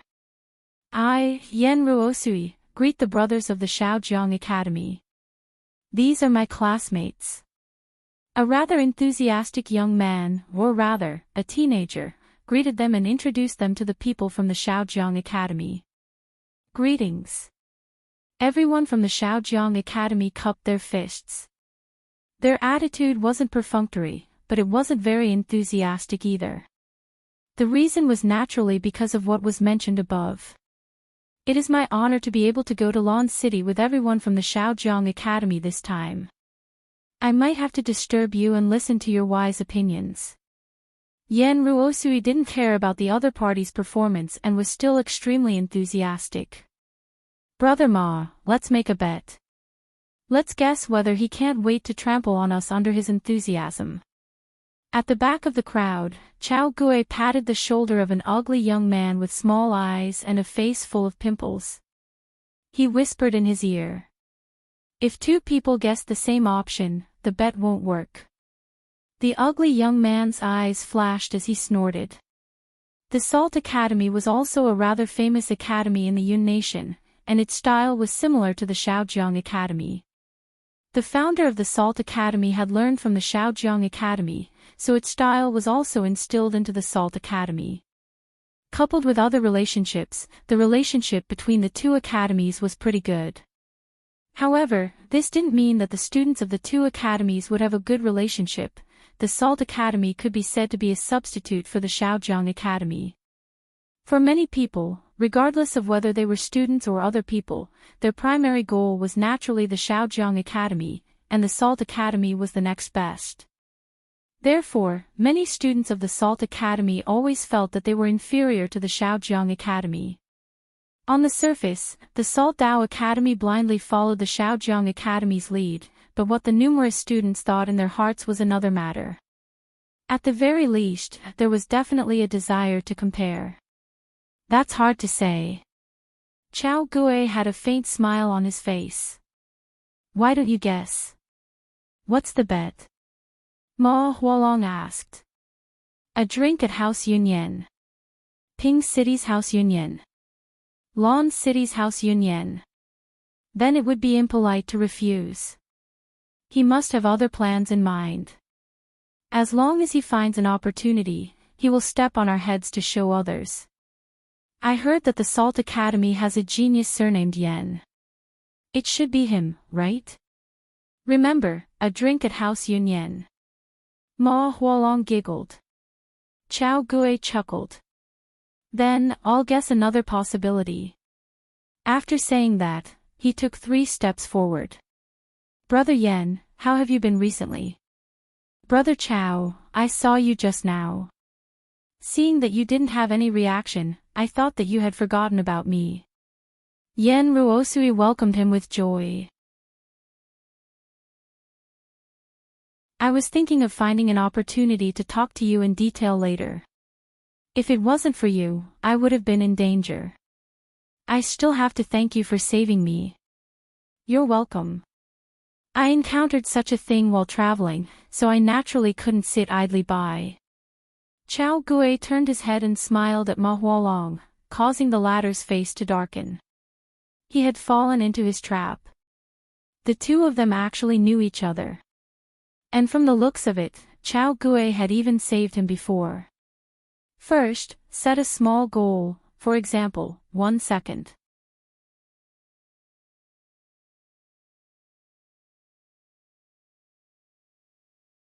Chapter 1030. After meeting up with the Salt Academy, it took them 3 days to reach Pingdu. The Salt Academy had fewer people than the Shaojiang Academy with only 10 people. After all, they weren't the main characters this time. The strength of the students from the Salt Academy wasn't comparable to that of the 5 academies, and sending too many students would lower the average level of the students. Along the way, Ma Huolong observed the people from the Salt Academy, especially Yen Ruosui. He wanted to find out what was hidden behind his smile. But to his disappointment, Chao Gui didn't give himself away at all. Not only him, but even the students of the Salt Road Academy admired Chao Gui quite a bit. Even the other students from the Shaojiang Academy received a lot of benefits from this admiration. If it was only one person, it could be explained, but if all 10 of them were like this? Ma Huolong didn't believe it in any case. However, there was still a long way to go to Lon City. Once there, he would be able to find out what the other party was thinking. The other party could pretend for a while, but sooner or later, he would reveal himself. Pingdu wasn't considered an important city on the map of the Yun nation. It wasn't a strategic location, nor was it a place where trade routes converged, nor was it a flourishing place. However, after the Yun nation was destroyed, Pingdu became one of the most important cities. The Protectorate of the Northeast, which was now renamed the Protectorate of the Yun nation. The Yun nation was actually the name of the country, not the region. Surprisingly, after the Yun nation was destroyed, Dayo actually named this place the Yun nation. This was beyond many people's expectations. Just like when the Qin Empire destroyed the 6 states, if the regions were divided into Zhao, Qi, and Chu regions, it would constantly remind everyone that they were a group of people who had lost their countries. And I'm the winner. In fact, only a few people knew that he wanted to change the name of this place. However, when this idea was brought to the Empress, she simply said, "The Yun nation sounds good to me. The name Yun sounds familiar, so let's just call it Yun." As for what they think. When the Yun nation was still around, they couldn't do anything to my army. Now that the Yun nation has fallen, what can they do? I want to remind them that under the edge of my blade, they must know their place and behave themselves. If they can't do it, I will make them do it. He had been distressed about this for a long time. The Empress always liked to decide many things according to her own preferences. For example, beheading the envoy of another country, the Empress had done this more than once. Being an envoy in Deo meant risking one's life. Up until now, it seemed that no one had been able to end well. The envoy of Great Xia, who had lived the longest, was beheaded after he refused to surrender. This explained why the Yun nation was still called the Yun nation. Pingde had not been important in the past, but it was now the hub of the Yun nation. It was also the end of the road from Lon City to the Yun nation. How about a bet? Guess which academy will meet first here? Chao Gui nudged the red-lipped, white-toothed young man with his shoulder. I never gamble, and I won't gamble with you, the young man said with a cold face. How boring would that be? It's good to have a little excitement in life, Chao Gui said with a smile. Not interested. The young man quickened his pace and ignored him. The young man was one of the 3 most outstanding disciples of the Shaojiang Academy, Shui Yuanpei. Shui Yuanpei, Ma Hualong, and Chao Gui each had their own characteristics. Ma Hualong was ugly, Chao Gui was a gambler, and Shui Yuanpei was old-fashioned, stubborn, had no hobbies, didn't like women, didn't like men, didn't amass wealth, and wasn't greedy for power. He was a boring person that no one could find any flaws in. However, he was also the academy's most handsome student. Hualong. Forget it. You still owe me a banquet at House Yunyan. Chao Gui looked at Ma Hualong and shook his head. We still don't know who will win. Ma Hualong said. Chao Gui flashed to the back of the group, put his arm around Yen Ruosui's shoulder, and asked, Do you want to make a bet? Yen Ruosui laughed and said, Brother, you still like to bet with people. He still remembered that when he faced those villains, he felt that he was going to die this time. However, the trembling girl behind him made him grit his teeth and stand in front of her. Do you want to make a bet? He hadn't reacted when that voice sounded. Let's bet what poison you were poisoned with just now. Look at the 3 bottles in my hand. One of them is the antidote, and the other 2 are poisons that will take effect immediately. Do you want to bet? I sprinkled the poison into the wind just now. Didn't you smell the cloying fragrance of the girls in Drunken Fragrance? This poison isn't that powerful. At most, it will make your intestines rot and you'll have to dig out your own eyes. You probably still have, let me calculate, about 5 minutes left. Of course, you can also bet that I'm lying to you. Which one do you want to bet on? Chao Gui sat on the eaves, fanning himself with one hand and holding a jar of wine in the other. There was a red lipstick mark left by some girl on his face, and he laughed wantonly at the crowd below. Yen Ruosui smiled and said, Since brother is in the mood, I am naturally willing to accompany you. What do you want to bet on? You're smart. Chao Gui patted him and praised. Let's bet on which academy we'll meet next. I'm sure that it won't be just our 2 academies that have come to Ping City. The people who were listening with interest immediately felt that it was very difficult when they heard the content of the bet.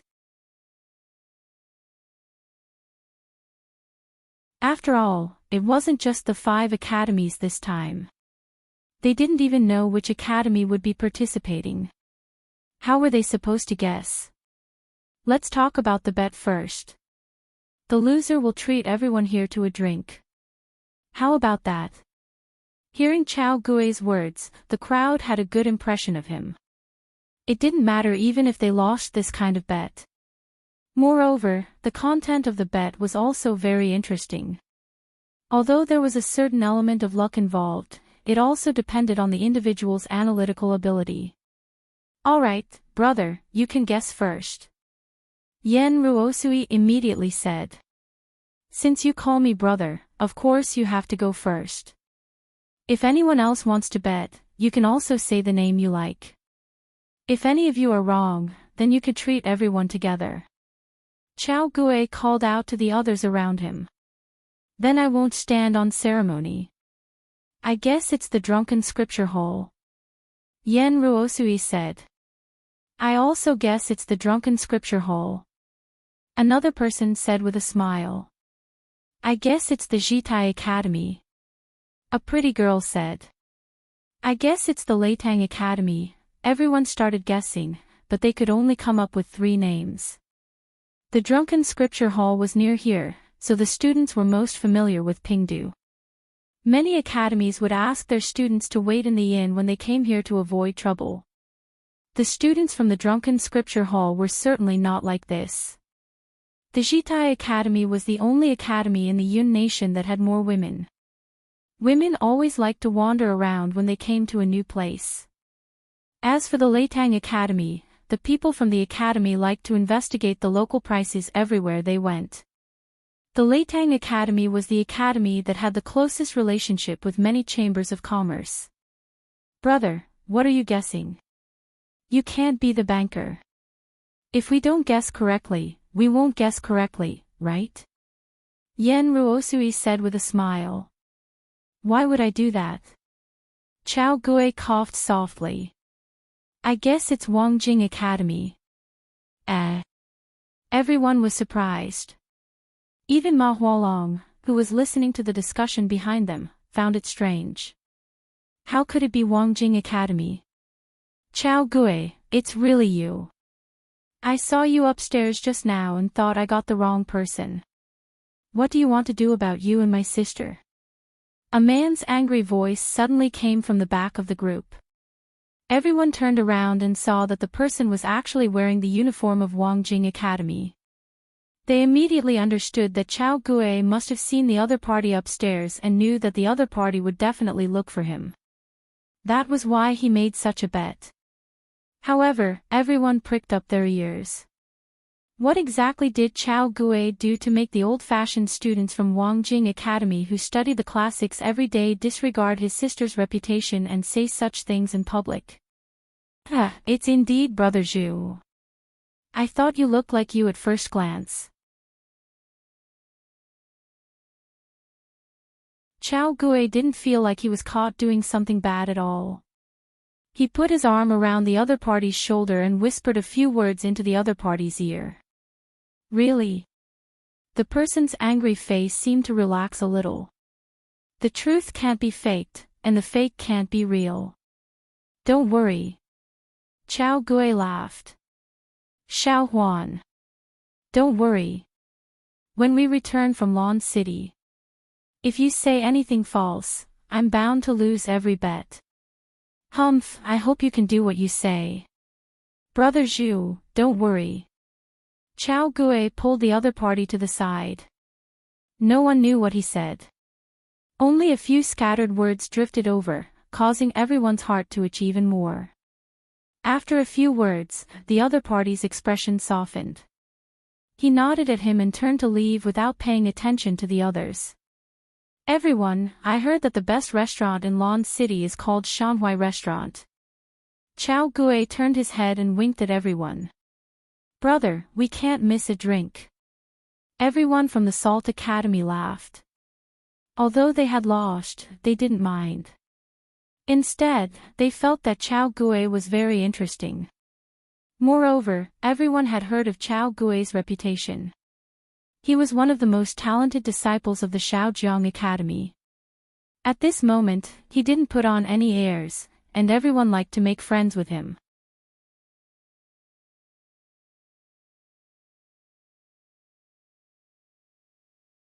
Chapter 1031. On the way to the inn, they met the students of Jitai Academy. Most of them were women dressed as men, and they were young and beautiful. When they strolled on the street in groups of 3 to 5, the students of the 2 academies couldn't take their eyes off them. Of course, the teams from the 2 academies were also the center of attention. However, the other party's attention was focused on a certain point in the team, Shui Yuanpei, who had red lips and white teeth. On the other hand, the students from the Drunken Scripture Hall, who were closest to this place, were nowhere to be seen. Stay in the inn and don't run around. Dean Yan and I will make a trip to the Protectorate headquarters, Ning Chongqing said to the group from the Shaojiang Academy after settling down at the inn.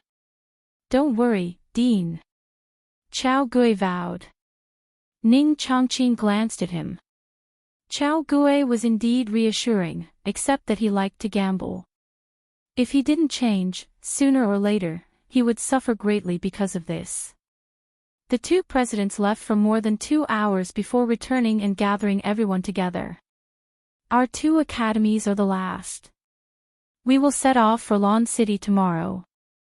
So many academies are leaving together. Is he riding in that truck?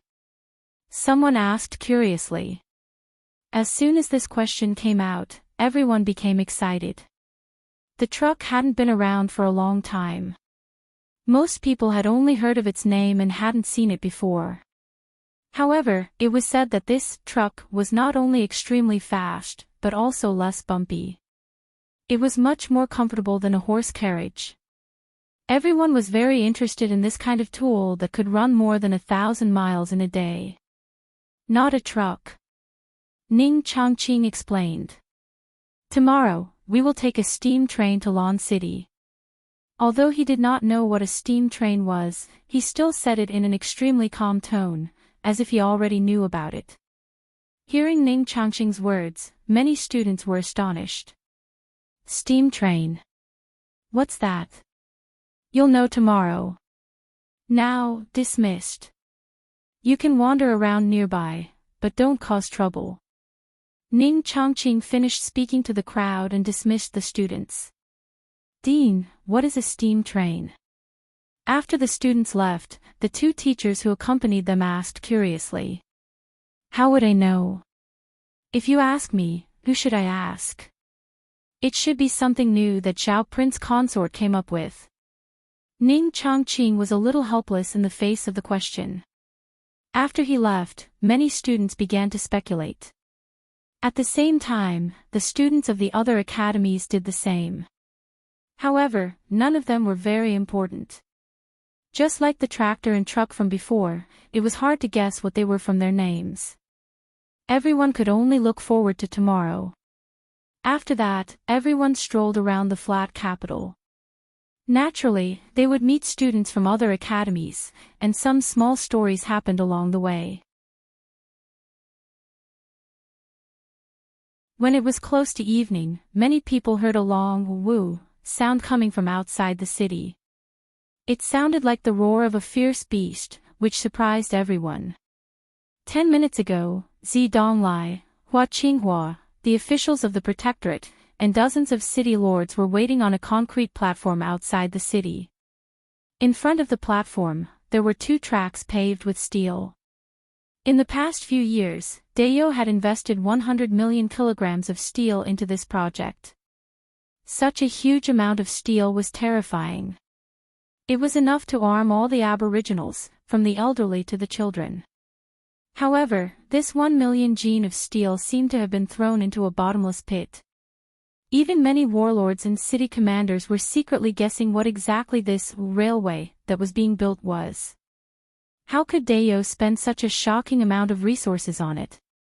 It was only then that everyone realized that the railway was actually a tool, just like trucks and tractors. This made everyone even more astonished. Trucks and tractors were already amazing in everyone's hearts. It only took a day and a half for a truck to travel from Lawn City to Flat Capital. Such a speed was unimaginable to everyone. However, they still had to build something called a railway under such circumstances. What exactly would it look like? While everyone was deep in thought, someone first noticed that the ground began to tremble slightly. It's coming, it's coming. There's something on the railway, someone said. Everyone looked over and saw a black dot appear at the end of their line of sight. Following which, the black dot became bigger and bigger. After 10 minutes, everyone gradually opened their mouths and exclaimed in surprise. They saw a 3-meter-tall, 300-meter-long monster that looked like a giant steel worm getting closer and closer. It was a complete steel monster. The front end was made of steel and was shaped like an overturned cylinder. There were 3 chimneys at the top that were emitting smoke, and there were rows of wheels at the bottom. Behind the head, there were 10 compartments with glass on the side. Each compartment was 7 to 8 meters long and was several times larger than the truck. Behind the 10 compartments were 8 black compartments. This steel monster was charging towards them with an unstoppable momentum, causing them to suck in a breath of cold air. Everyone knew that this monster wasn't a real steel monster, just like the truck and tractor. Instead, it was something new. However, it was precisely because of this that it was even more spectacular and terrifying. Woo! The monster let out a long whine, slowed down, and slowly drove past everyone. "There's someone inside!" Everyone suddenly exclaimed as they looked at the compartment that passed them. They saw a man holding a child and looking at them from a glass window. It's Xiao Prince Consort. It wasn't just Renbaqian. Zi Donglai also saw Tong Xingye, who was grinning from ear to ear. Although they had only met a few times, he had left a deep impression on Renbaqian. Back then, Tong Xingye beat Qin Chuan into the artificial lake at House Yunyan. Then, he took off his pants and peed into the lake. That's too much. Renbaqian smiled at the Empress. After all, they are still a little inexperienced. The train had already traveled more than 40 meters. Fortunately, the platform was large enough. After all, this was the most important hub. In the future, many goods would be loaded onto the train from here, so the platform was specially built to be very large. Very good. The Empress nodded and praised. Well done. I want to reward them. They will be very happy. As soon as the Empress finished speaking, the 2 of them heard cheers coming from the carriage next to them. Success. Nothing went wrong. We finally succeeded. This was the second trial run of this train. The first trial run didn't reach Pingdu, and not many people knew about it. This time, it was different. A grand ceremony was held in Lan City. Not only Renbaqian and the Empress, but many court officials also took this train to broaden their horizons. There were also many students who constantly designed, adjusted, experimented, and made modifications for this day. Now that the train had safely arrived at the Yun Nation, they could finally cheer heartily. It looks like they have received the best reward. The Empress smiled when she heard the cheers from the carriage next to her. The train slowly came to a stop. Even so, Your Majesty's reward can't be lacking. Renbaqian laughed heartily and stood up. He put Lu Hua on the ground, held her hand, and walked out. It's time to go out and meet them. Before getting off, Renbaqian walked through another carriage, opened the door of the third, and smiled at the many students who were still excited. Now, it's time for you to go out and receive the admiration and praise from everyone.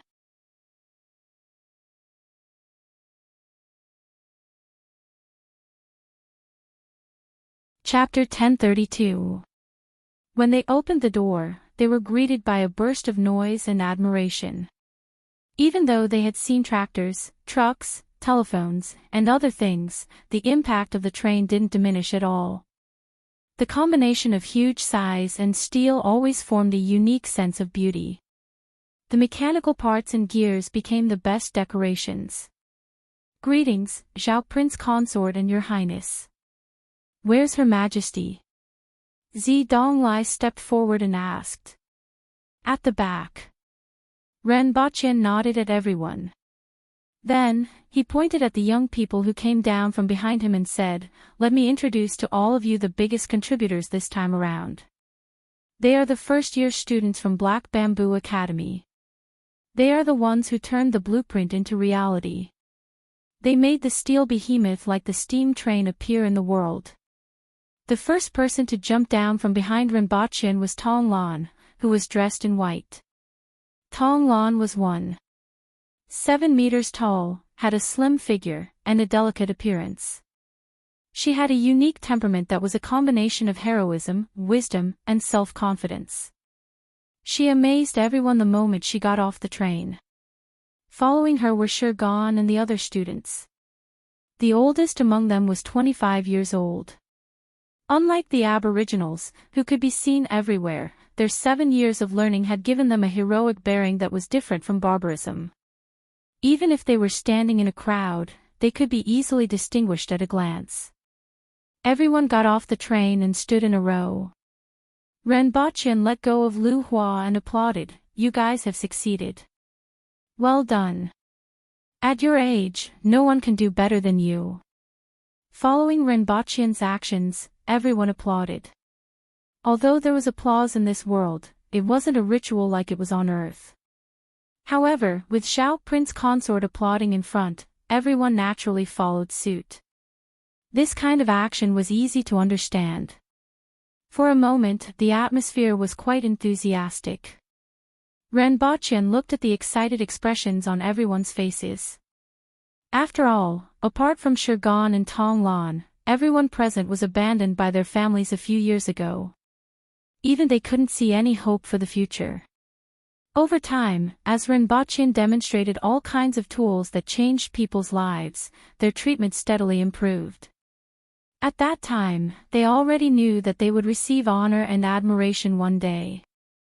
However, when this day really came, they felt a sense of excitement and satisfaction from the bottom of their hearts. It was like an electric current coursing through their bodies, causing them to tremble. Renbochin seemed to know what everyone was thinking.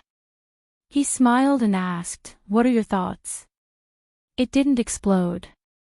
We were so lucky," Du Laolu said. "There was a period of pressure that I couldn't release.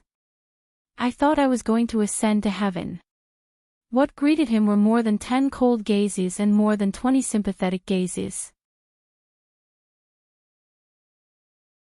One had to know that this wasn't a trial.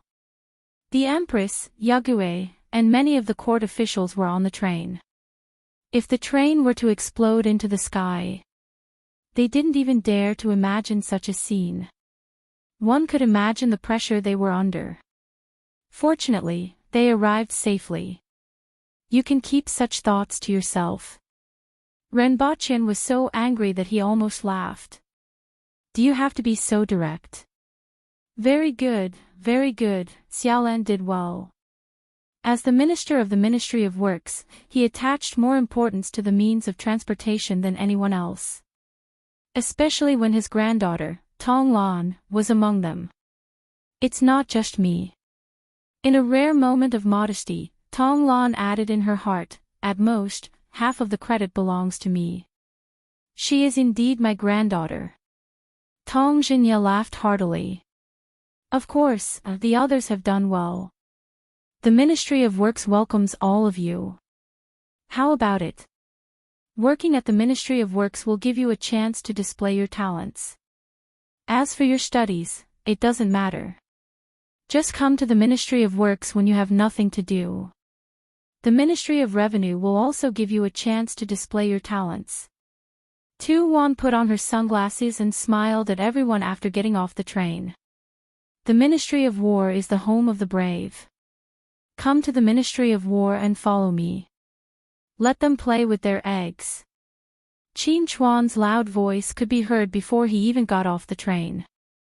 They still have 3.5 years to graduate. Renbochin glanced at the crowd and reminded them. He added in his heart, graduate from university. More than 20 officials from various ministries got off the train, and the warlords who were waiting here felt their foreheads break out in sweat. Most of these warlords were only at the man-will level, and the strongest two had just advanced to the earth-will level. In front of more than 20 Cardinal Heaven experts, there was a lot of pressure. Your Majesty. When the Empress, who was wearing a red dress and had her hair casually draped behind her, appeared, everyone immediately cupped their fists and greeted her. Mother. Hua turned around and threw himself into the Empress's arms. The Empress grabbed him by the neck and shoved him to Zhu Hua, who was following behind. The Empress nodded at everyone and walked to the front of the students. With a faint smile on her face, she praised, well done. Zhao Prince Consort didn't waste so much effort on you.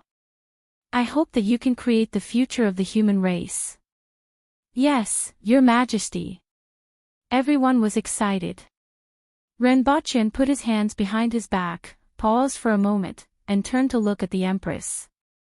She actually said human race instead of Deo. Then, he smiled. After so many years, the Empress had finally begun to change. Not only him, but Tong Xinye and the other officials also understood the meaning behind her words. Let's introduce this steam train. The Empress looked at everyone with a gaze full of admiration. Most of them looked at Shirgan, and a few looked at Tong Lan. Among the students, these two were the strongest. Although strength wasn't considered in the academy, the concept of strength was already deeply rooted in everyone's bones. Many students subconsciously regarded these two as their representatives. Furthermore, they weren't just strong, but also did well in their studies and other aspects. For example, Shirgan was good at coordinating and contacting many students and other departments. As for Tong Lan, she had overhauled the steam train's blueprint dozens of times. The current steam train was designed according to Tong Lan's ideas and the collective efforts of everyone. Shirgan gently patted Tong Lan's arm. Tong Lan stepped forward, glanced at everyone, and then said to Zidong and the city officials, the Empress's steam train is officially known as Laboratory Number 77.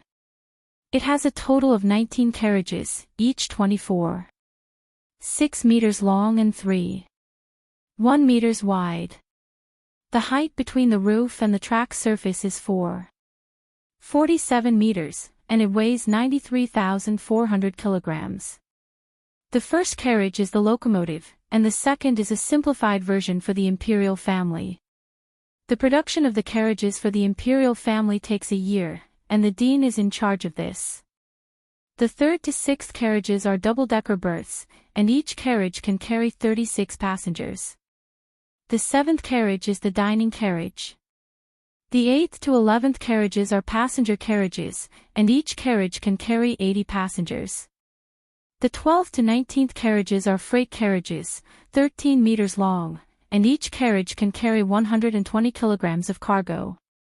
According to different requirements, a freight carriage can be fully loaded with passenger carriages or cargo carriages. Due to the limitations of the platform's length, the former can haul up to 18 passenger carriages, and when all the carriages are passenger carriages, it can carry up to 1,500 passengers. The maximum number of cargo carriages is 24, and the load is 2.8 million kilograms. When it's not fully loaded, the speed is 32 kilometers per hour, which is 128 kilometers per hour. When it's fully loaded, the speed is 25 kilometers per hour, which is 100 kilometers per hour. Hiss. Everyone inhaled one after another, as though they were having a toothache. They didn't know much about other things, but it could carry 1,500 people at a time. It could carry 2,800,000 kilograms of cargo at a time. How many horse carriages and ox carts were this equivalent? Or how many tractors and trucks were this equivalent? According to horse carriages, the largest horse carriage needed 5 horses to carry 20 people. When it came to transporting goods, the load of an ox cart was usually 5,000 kilograms.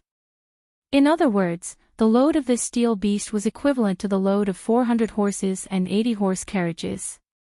As for the load, it was equivalent to the load of 560 ox carts. As for the speed, it wasn't even worth comparing. Even Tong Xinye and the rest, who had heard it before, couldn't calm down when they heard it again, let alone the people who heard it for the first time. First, set a small goal, such as 1 second.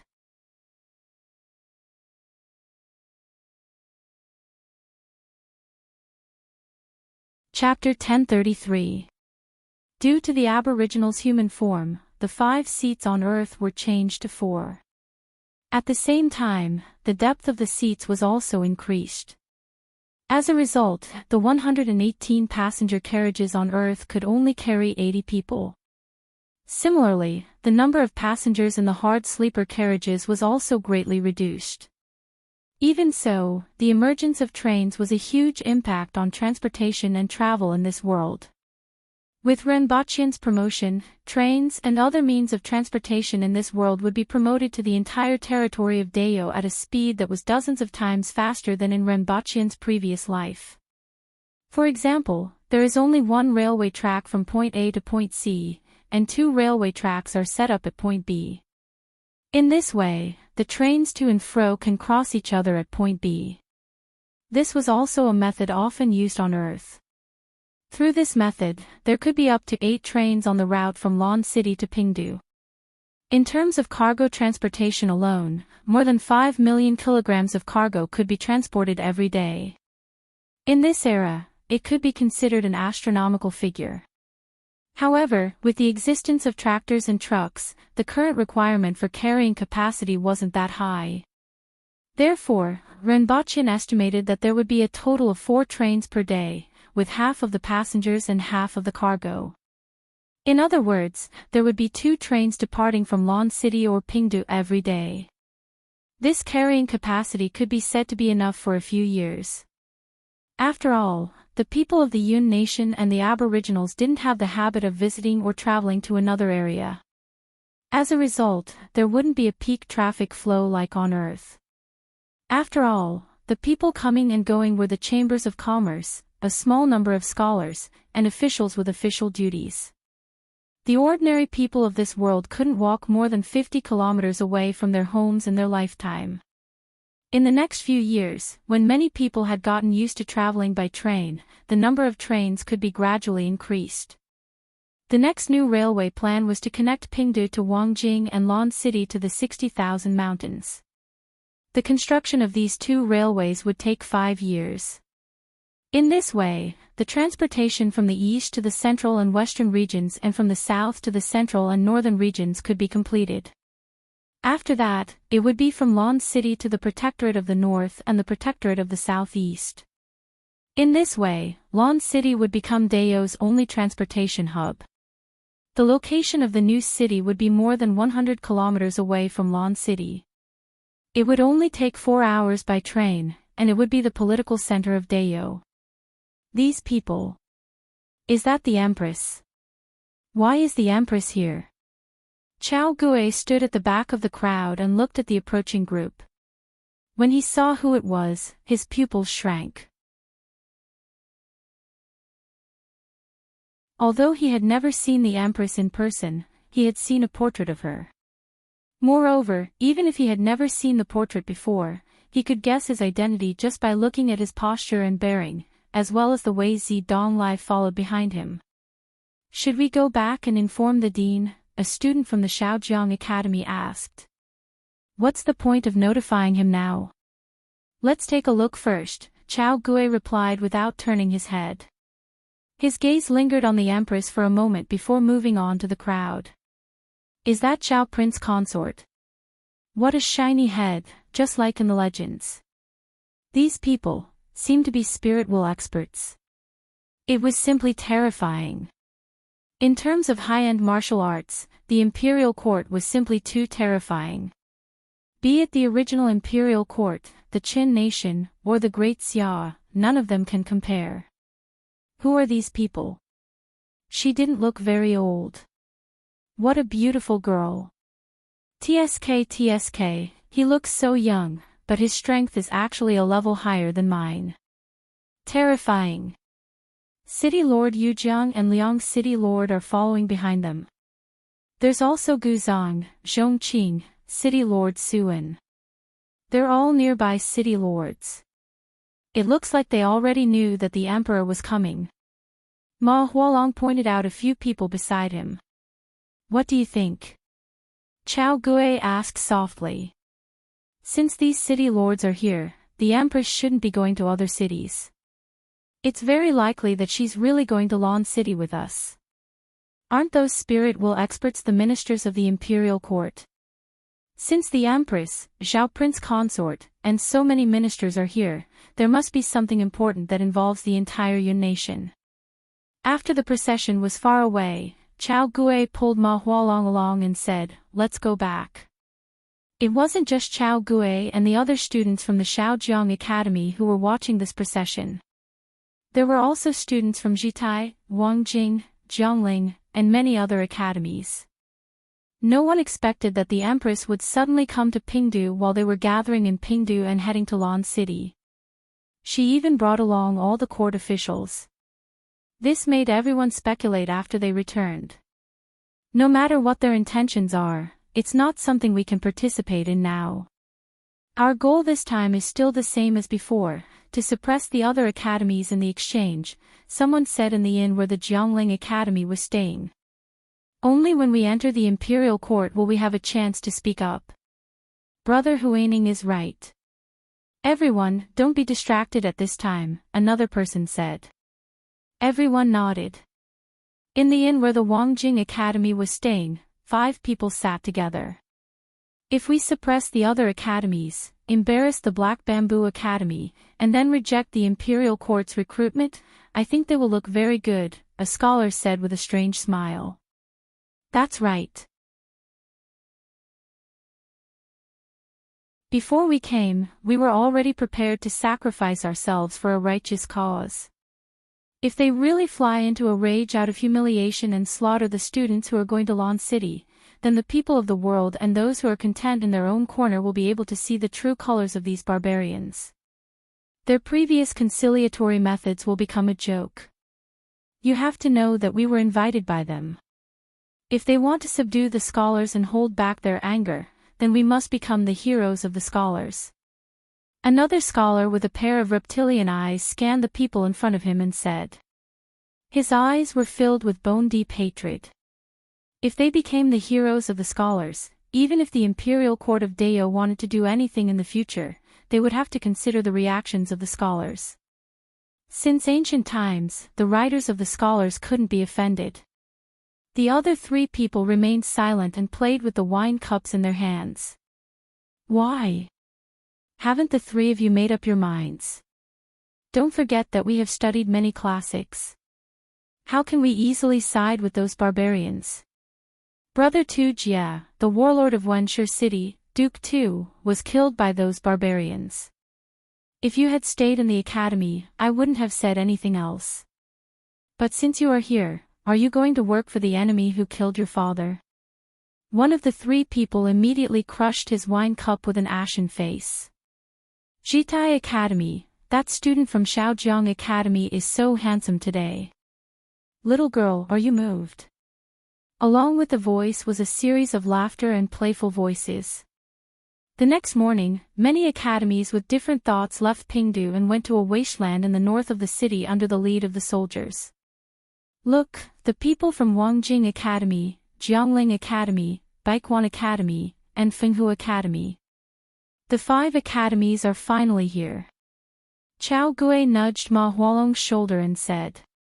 What surprises me the most is that those old-fashioned fellows from Wangjing Academy actually came. Ma Hualong glanced around and said in bewilderment. While they were sizing up others were sizing them up too. Among them, there were only 7 students from Wangjing Academy, 15 from General Academy, 13 from Baiquan Academy, and 20 from Fenghu Academy, the same as Shaojiang Academy. In addition, there were many other academies. At a glance, all the famous academies in the Yun nation were here. In front of them, a row of buildings had appeared on a piece of flat land that was originally outside Pingdu City. The first 2-story pavilion was more than 30 meters wide, and the words, Pingdu Train Station, were written on the top. On both sides of the pavilion was a row of walls that tightly blocked the inside. What's a train? Everyone was puzzled again. They had heard of it once yesterday, and now they saw it again. Baidu search 881 Chinese network yen. No advertising words. You're tuning into the LoveLore Library YouTube channel. We're so grateful for your support, and don't forget to subscribe to join us on this incredible journey through captivating stories. Your generosity through donations truly makes a world of difference, as it's the primary source of revenue that allows me to expand and enhance this channel for you. Thank you from the bottom of my heart for being a part of this adventure.